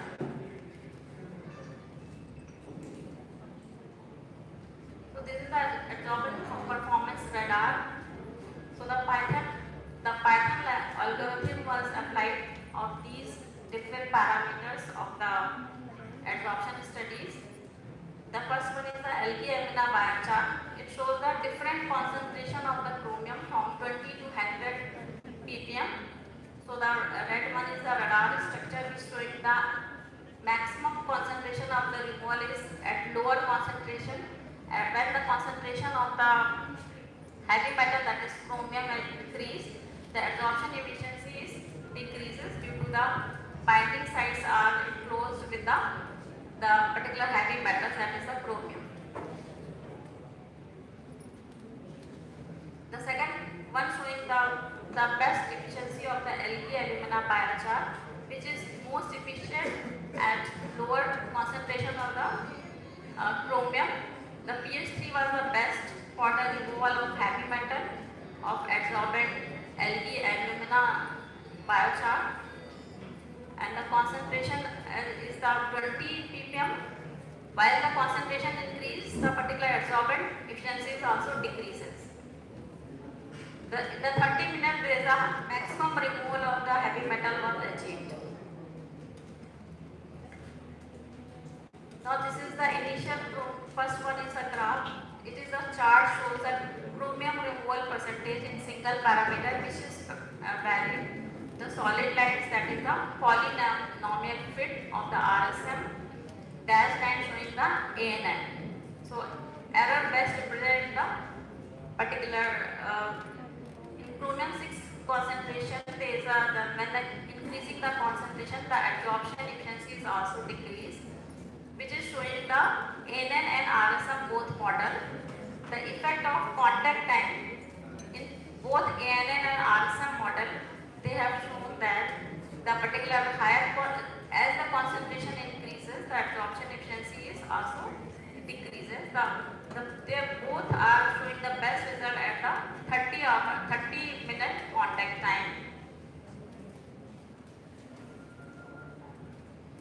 In the third one, there is the Alg alumina biochar shows the highest removal efficiency in all the parameters. The green one is the Alg alumina biochar, and yellow one is the alumina biochar, and orange one is the only alumina nanoparticle. So the efficient removal is done with the help of nanobioconjugate, that is the Alg alumina biochar.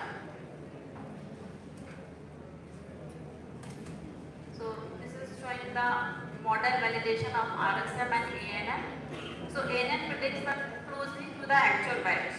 So these data predict that both actual values as well as the model which is derived from the ANN, it is closely related. So ANN model is more closer with the actual values as compared to the RSM. So ANN shows a higher prediction accuracy with higher R square value. That is the coefficient of determination. The R square is 0.9094, that is a good value, as it is predicted the actual value of the particular experimental result is closely with the ANN as compared to the RSM. RSM values provide a reasonable prediction but comparatively higher variation. So the result indicate that there is a better performance with the ANN for this system. So the residual analysis of the predictive model of absorption study, it is showing the distributed around the zero with the minimal variation. So RSM value shows the larger deviation, it indicates the higher prediction error. So it also confirms the superior accuracy and reliability with the ANN model with the chromium removal.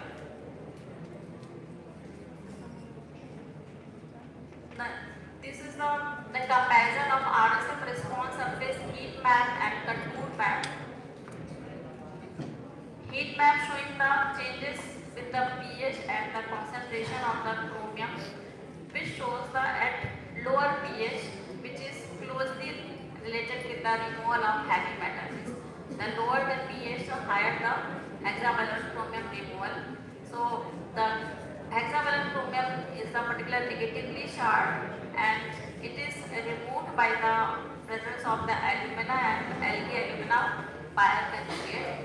So the reason behind the Lg alumina biochar conjugate, and it is a porous structure along with the Lg which has the high sides like the carboxylic acid hydroxyl group, which can remove the hexavalent chromium that is a negatively charged. So the lower the pH, the higher the removal of the hexavalent chromium. The response surface of the contour plot shows the interaction between the pH and their concentration. As the lower the pH, all the concentration like 20, 40, 60, 80 and 100 ppm. So the removal efficiency is for the lower pH for all the concentration level. So that is showing the RSF contour map. So the contour pattern confirms the strong interaction between the variables efficiency and absorption efficiency.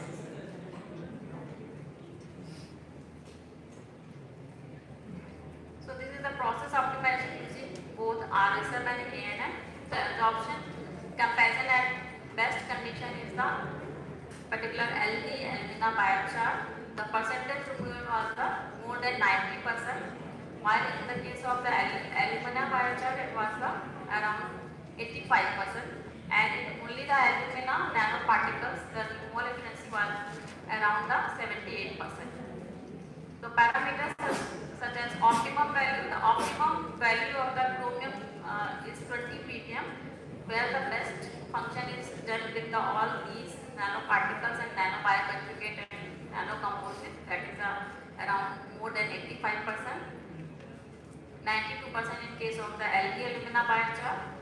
The best pH was the pH 3, that is showing the 85% removal efficiency, and adsorbent dose was the 50 mg per liter, and contact time was the 30 minutes. As the contact time increased, the adsorbent sites are fulfilled with the particular chromium ions. So that's why the efficiency is not increased after the particular optimum time, that is the 30 minutes. Now I have to conclude the particular batch study model of the chromium, that Lg alumina biochar showed the highest chromium removal efficiency, and it achieved 93% removal under the optimized condition. So absorption is strongly affected with the pH, concentration, dose and contact time. The optimal performance observed at low pH and controlled concentration conditions, that is the 30 ppm. Then model comparison with the RSM versus ANN showed the higher accuracy as compared to the RSM. So RSM is effectively explained parameter and their interactions. So ANN accurately predict the optimal conditions, and AI modeling enables the efficient and reliable process of the optimization. So by the use of the ANN and AI, there is some non-linear model is important, and it is also utilized for the large scale wastewater treatment, as it is not detected in the earlier method like the French isotherm and other model. So it is useful for the treatment of the large scale wastewater treatment. These are the differences. Thank you.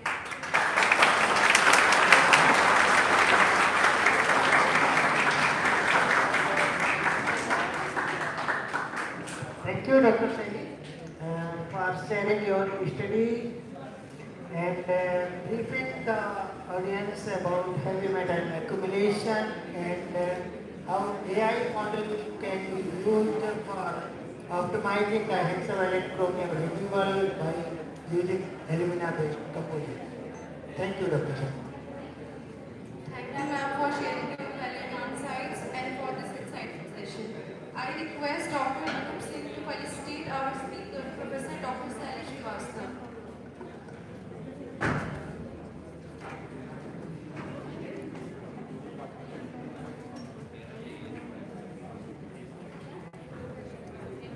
Please put your hands together.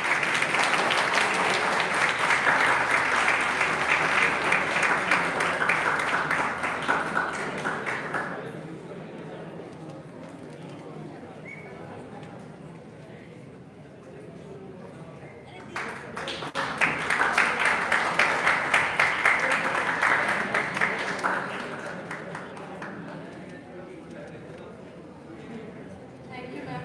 I now request Dean SMAS to felicitate our session chair, Dr. Anup Singh.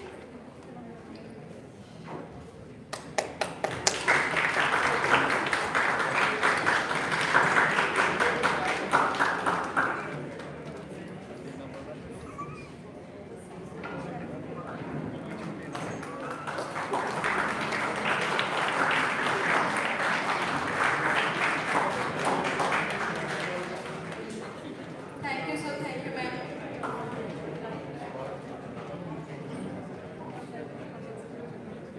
Now, I request Ms. Garima Goyal, Assistant Professor, School of Medical and Allied Sciences, K.R. Mukherjee University, to take this conference proceedings further. Thank you all.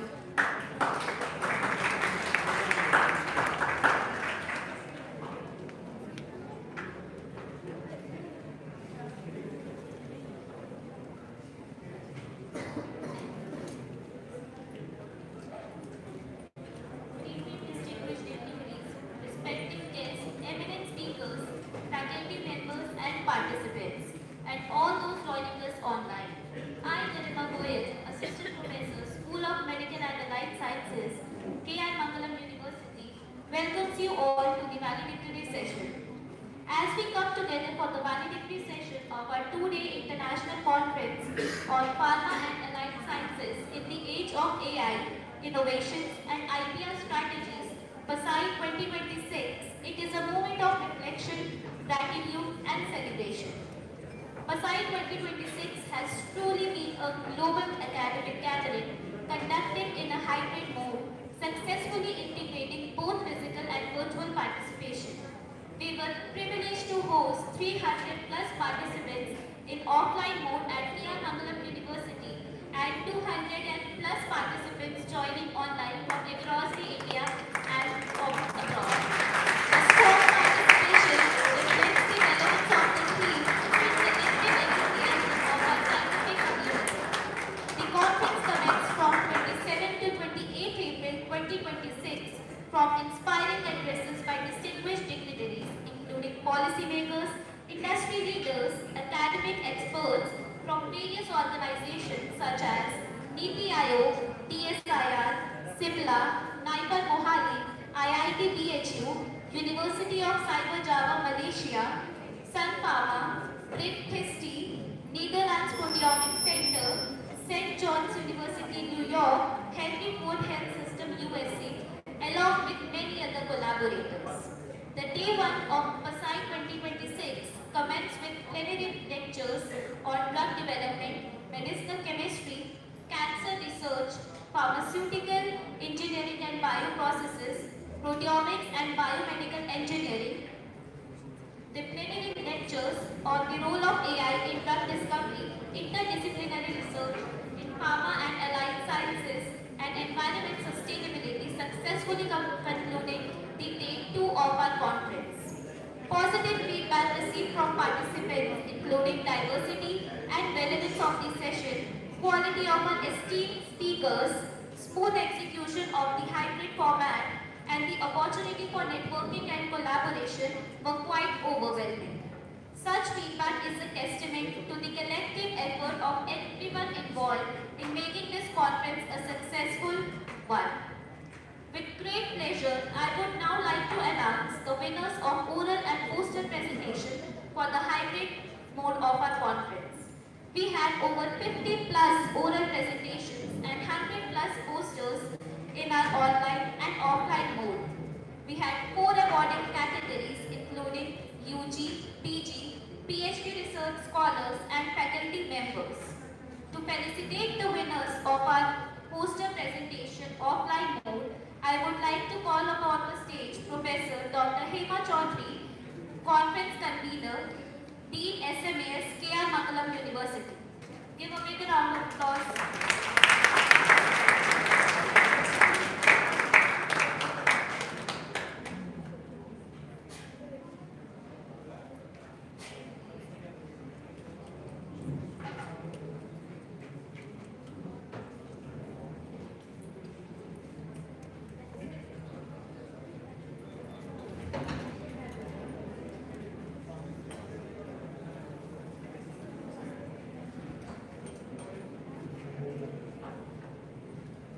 For poster presentation,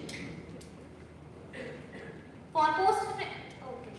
So now I would like to call upon the stage Dr. Anup Singh, Scientist E and Member Secretary CEO DSIR upon the stage to felicitate our winners for the poster presentation. Give a big round of applause.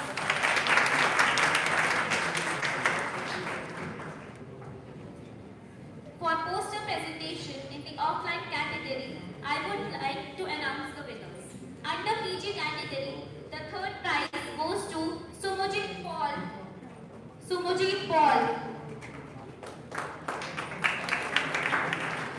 The second prize is awarded to Love Thakur.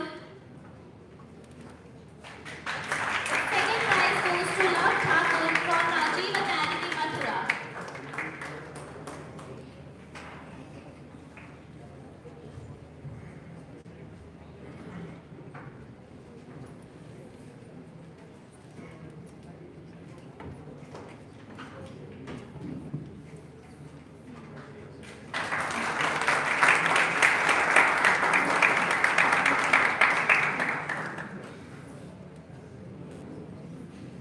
The first prize goes to Aman Chaudhary from TBREU Agra.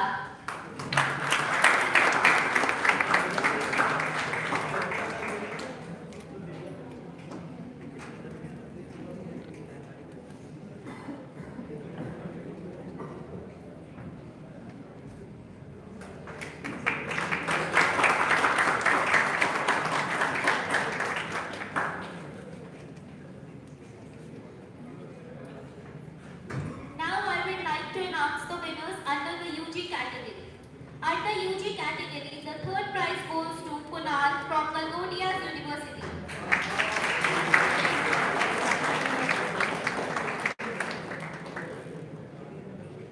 Another one, Kirti from Max Institute.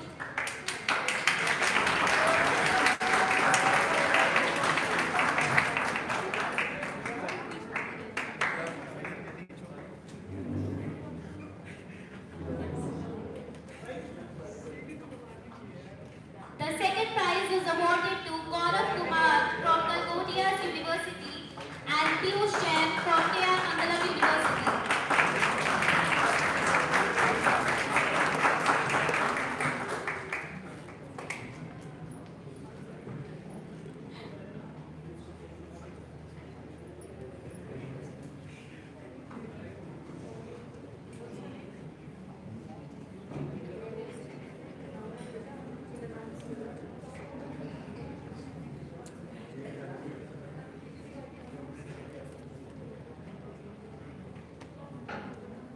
Kirti from Max Institute, third prize.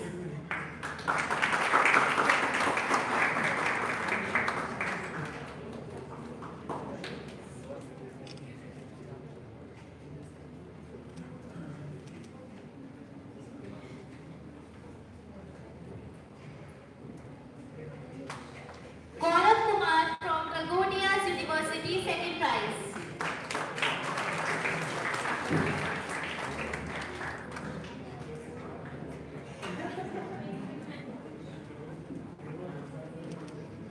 Piyush Jain from K.R. Mangalam University, second prize.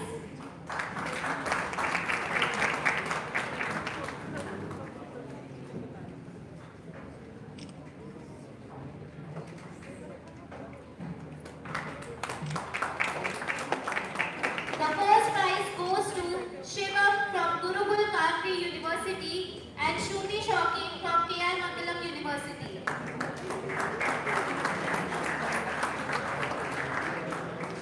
Shivam.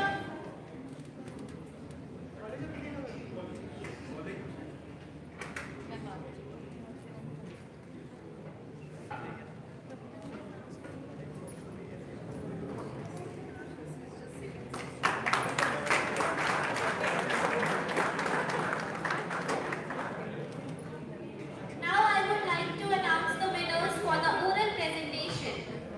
Under the faculty category, the third prize goes to Mini Chaturvedi from Max Institute.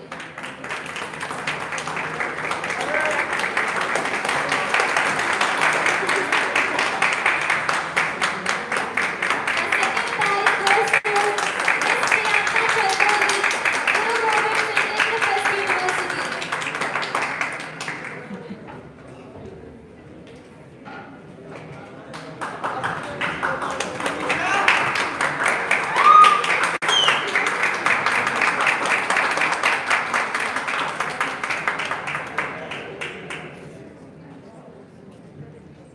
Second prize goes to Miss Priyanka Chandoli.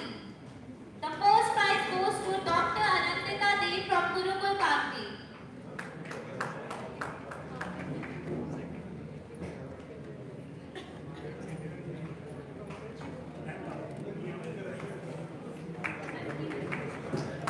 Dr. Anantika Dev, Gurukul Kanpur. Okay, JSS University, Noida.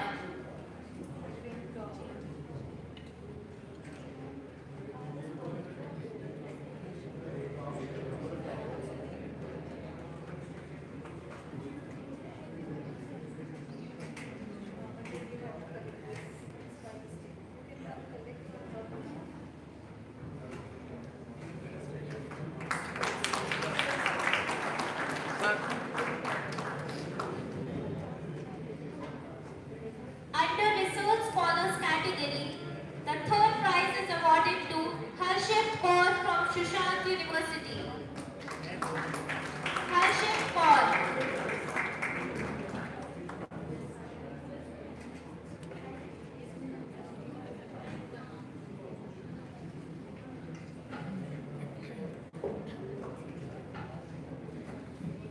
The second prize goes to Mustafa from K.R. Mangalam University.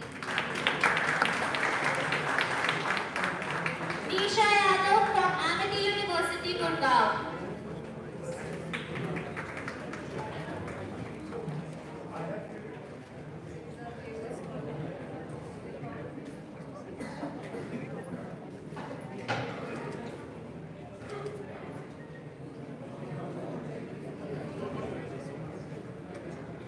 The first prize for Research Scholars category in oral presentation goes to Ashur Yadav, Banasthali Vidyapeeth.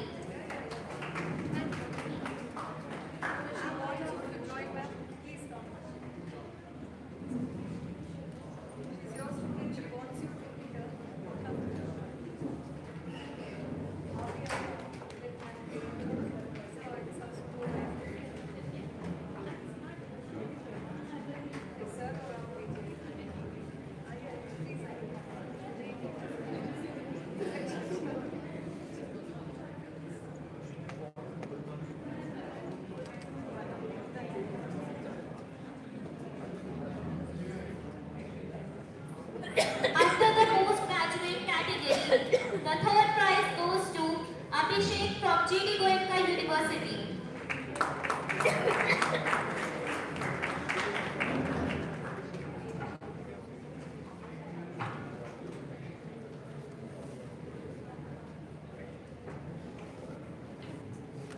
The second prize goes to Ankit Pant and Arushi Singh from K.R. Mangalam University.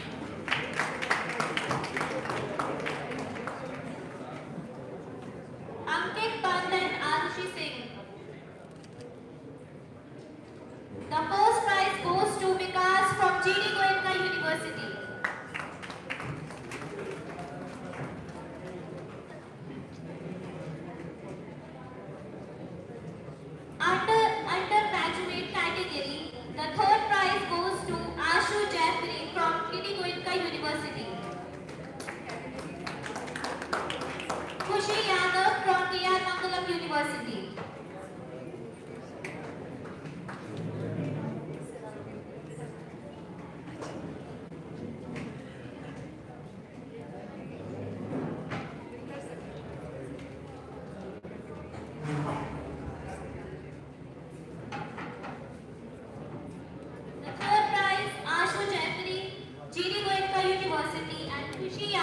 K.R. Mangalam University.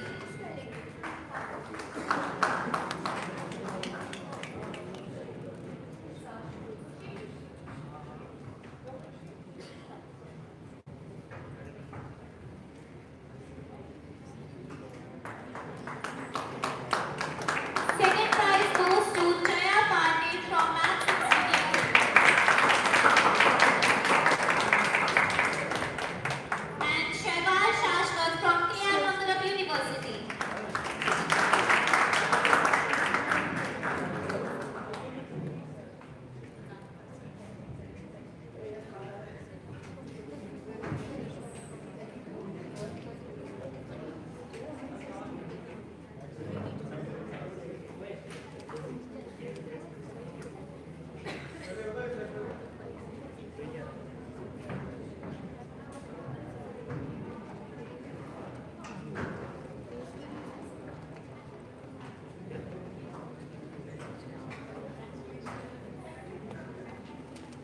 The first prize goes to Ashnur Kaur from SGT University.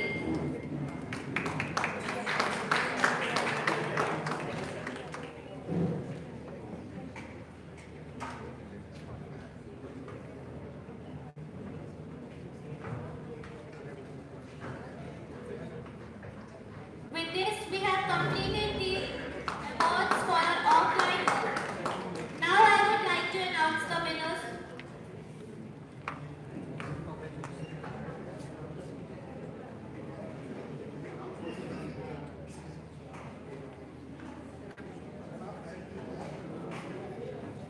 Khushi Yadav, K.R. Mangalam University, third position for UG oral presentation.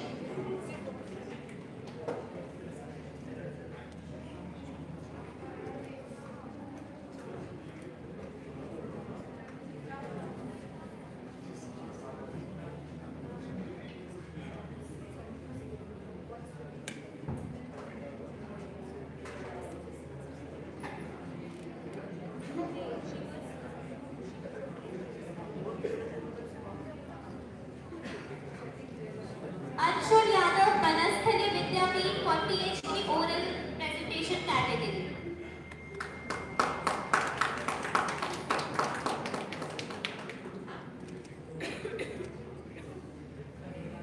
With this, we have concluded the awards for our offline board. Now I would like to present Dr. Hema Chaudhary and Dr. Anu to please take their seats.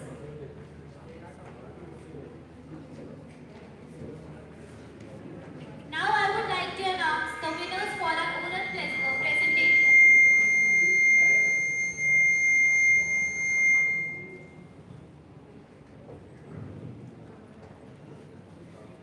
Now I would like to call the winners of the oral presentation for our online track. Under the e-oral category for faculty, the third prize goes to Dr. Needsha Singh, hormonal vents. Second prize goes to Sheikh Abid Ali from NIP Noida, and the first prize goes to Dr. Puneet from Lovely Professional University. Under the category Research Scholars, the third prize goes to Diksha Gupta from SRM University. Second prize goes to Abhinav Nair from Sharda University. First prize goes to Khyati Patel from Parul Institute of Pharmacy. Under UG PG category, the third prize goes to Dinagaran from Nita University. Second prize goes to Aidila from Dr. MGR Educational and Research Institute. And the first prize goes to Arjun Malik from Chandigarh University. The winners of the poster presentation for the online track are, under the faculty category, third prize goes to Nidhi Raichura from Parul University. Second prize goes to Poonam Bashish from Rafael's University. First prize goes to Dolly Bhardwaj from Pandit LR College of Pharmacy. Under Research Scholar category, second prize goes to Miss Manisha Singh from GD Goenka University. First prize goes to Shaishtha Zahra Makbul from SRM University. Under UG PG category, the third prize goes to Anjali Dagar from APJ Satya University, Anjali from SGT University, and Adila from JSS College of Pharmacy. Give a big round of applause for all the winners of our high-grade award. Now I would like to call upon the stage Dr. Anup Singh, Scientist E and Member Secretary 0 DSIR, to felicitate our conference convener Professor Dr. Hema Chaudhary to felicitate our scientific jury. Ma'am, sir, please come on the stage.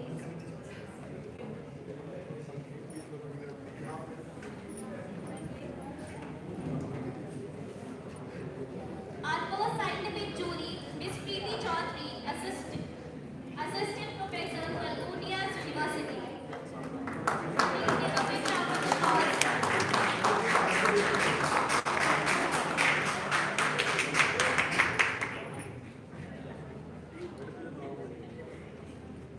Our second jury member, Dr. Nishi Ranjan, Department of Physics, PR Mangalam University.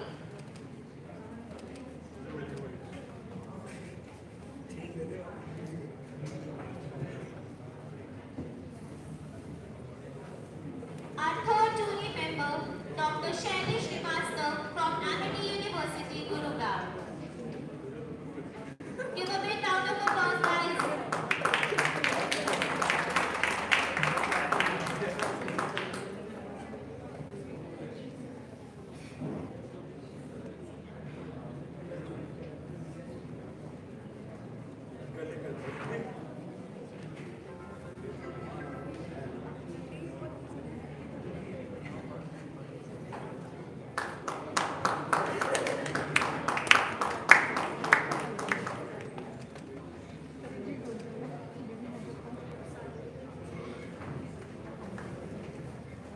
Our next scientific jury, Dr. Chandra Mohan, Associate Professor, Department of Chemistry, PR Mangalam University. Please give a huge round of applause.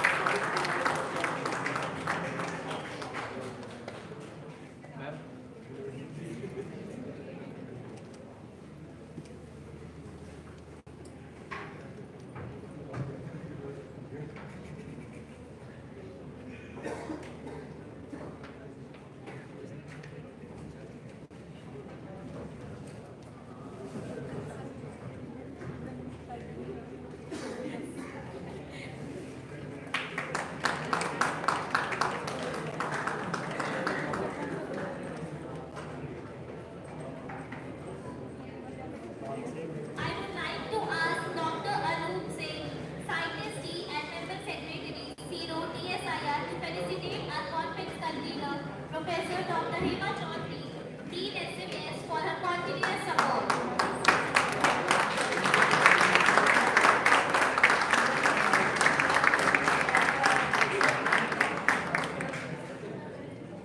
Well, this is not only reserved for me, it is reserved for my entire faculty. So on their behalf, I'm accepting.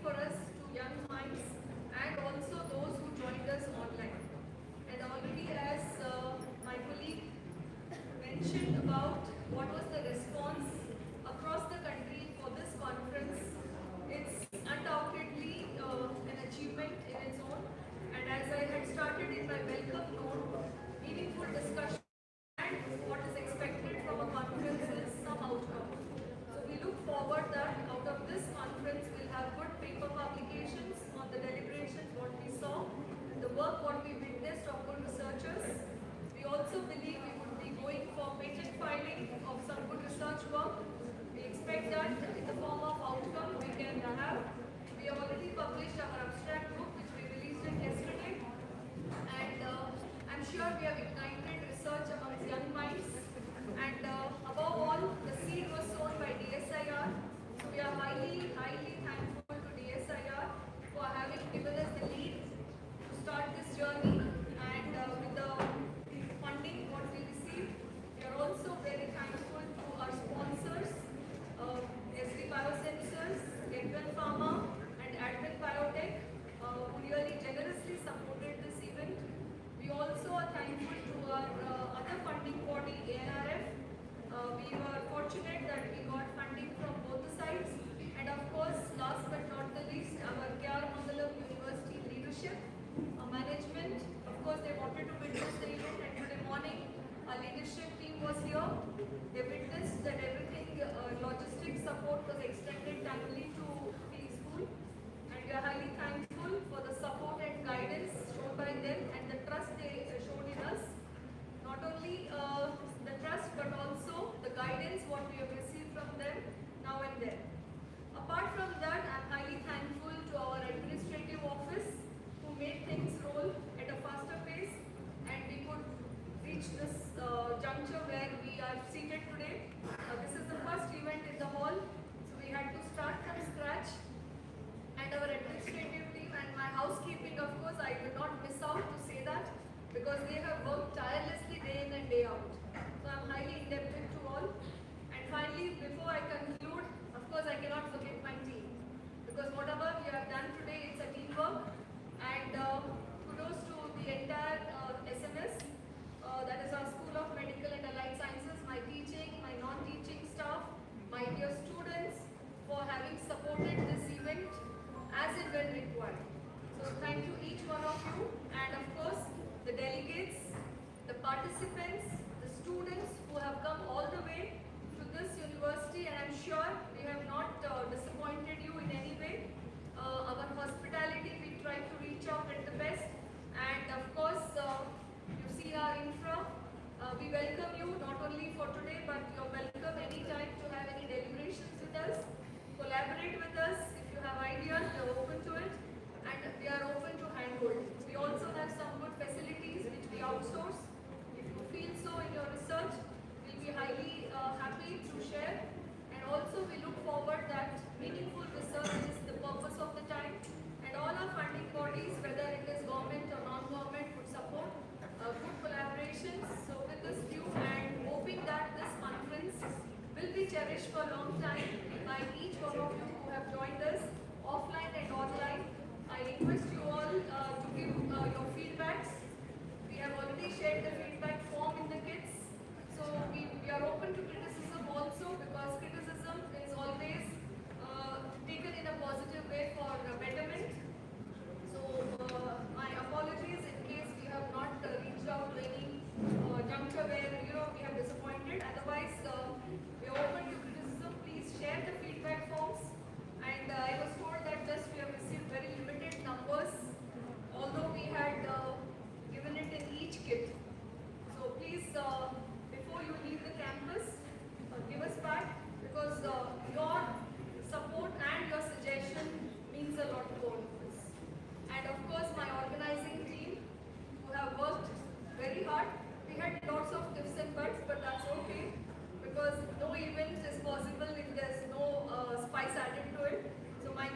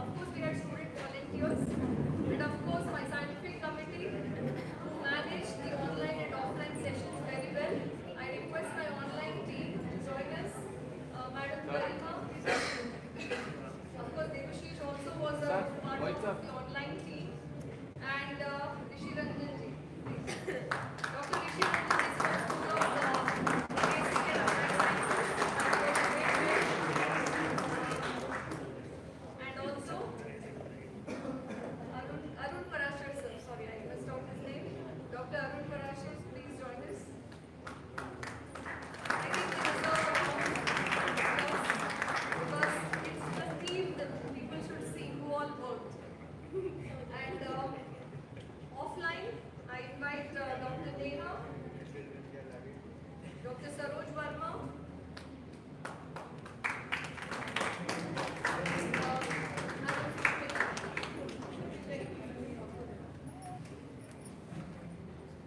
Okay, and coming to poster, my man is waiting, Dr. Saroj Yadav.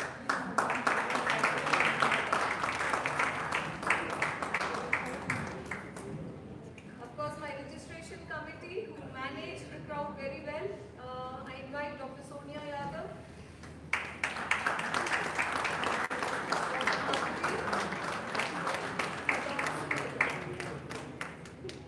My discipline committee, which was very important. Dr. Rishipal.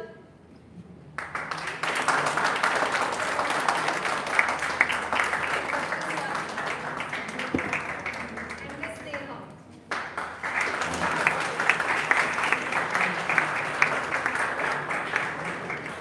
Hospitality, I hope we won through your stomachs, you won your minds, because half the things are based on how we are with our hospitality. So, my team, Miss Manisha.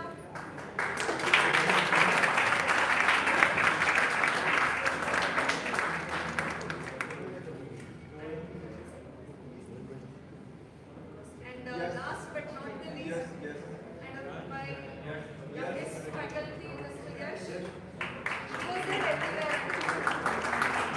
Youngest teacher from the lab.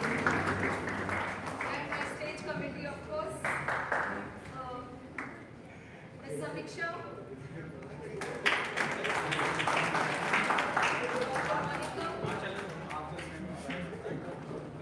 Ms. Meenakshi,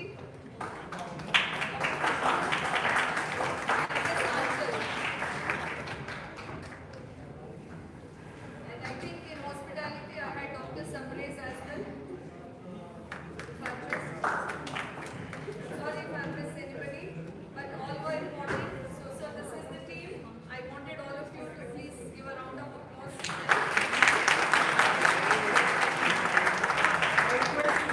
I request everyone to stand up for the entire team. I request everyone to stand up, please. Round of applause.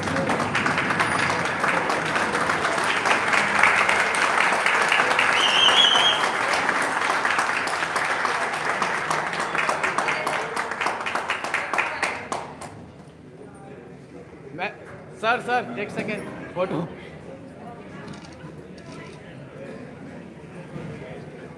Ma'am, please. Sir.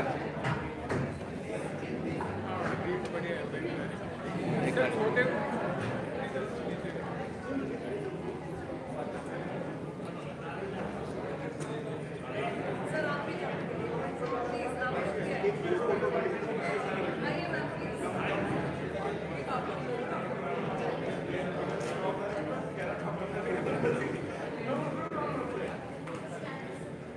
Sir.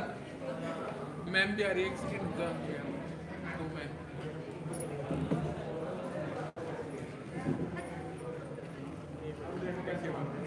एक second sir. Sir, यहाँ.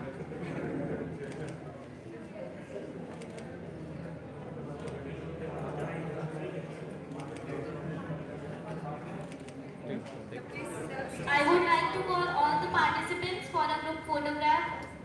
Hello. Let's all rise for the national anthem.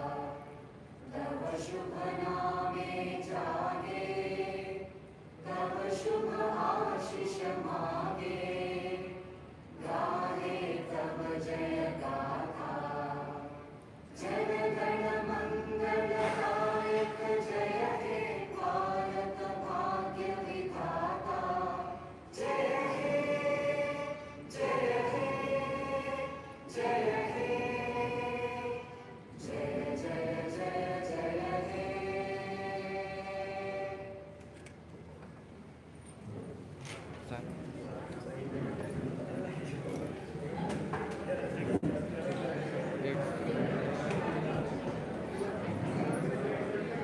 Ma'am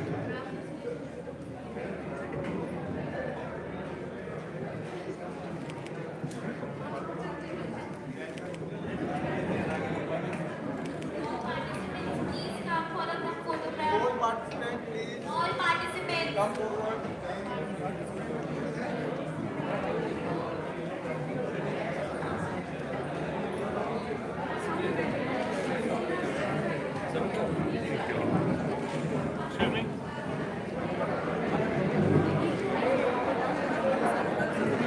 I request our speakers to please move ahead for the highlight. All participants, please come forward for photos in photograph. Please.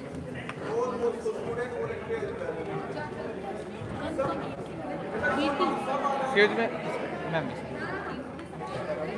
All of you, please come forward for a group photo. Whoever is present here, I request all of you. And I request all the guests who want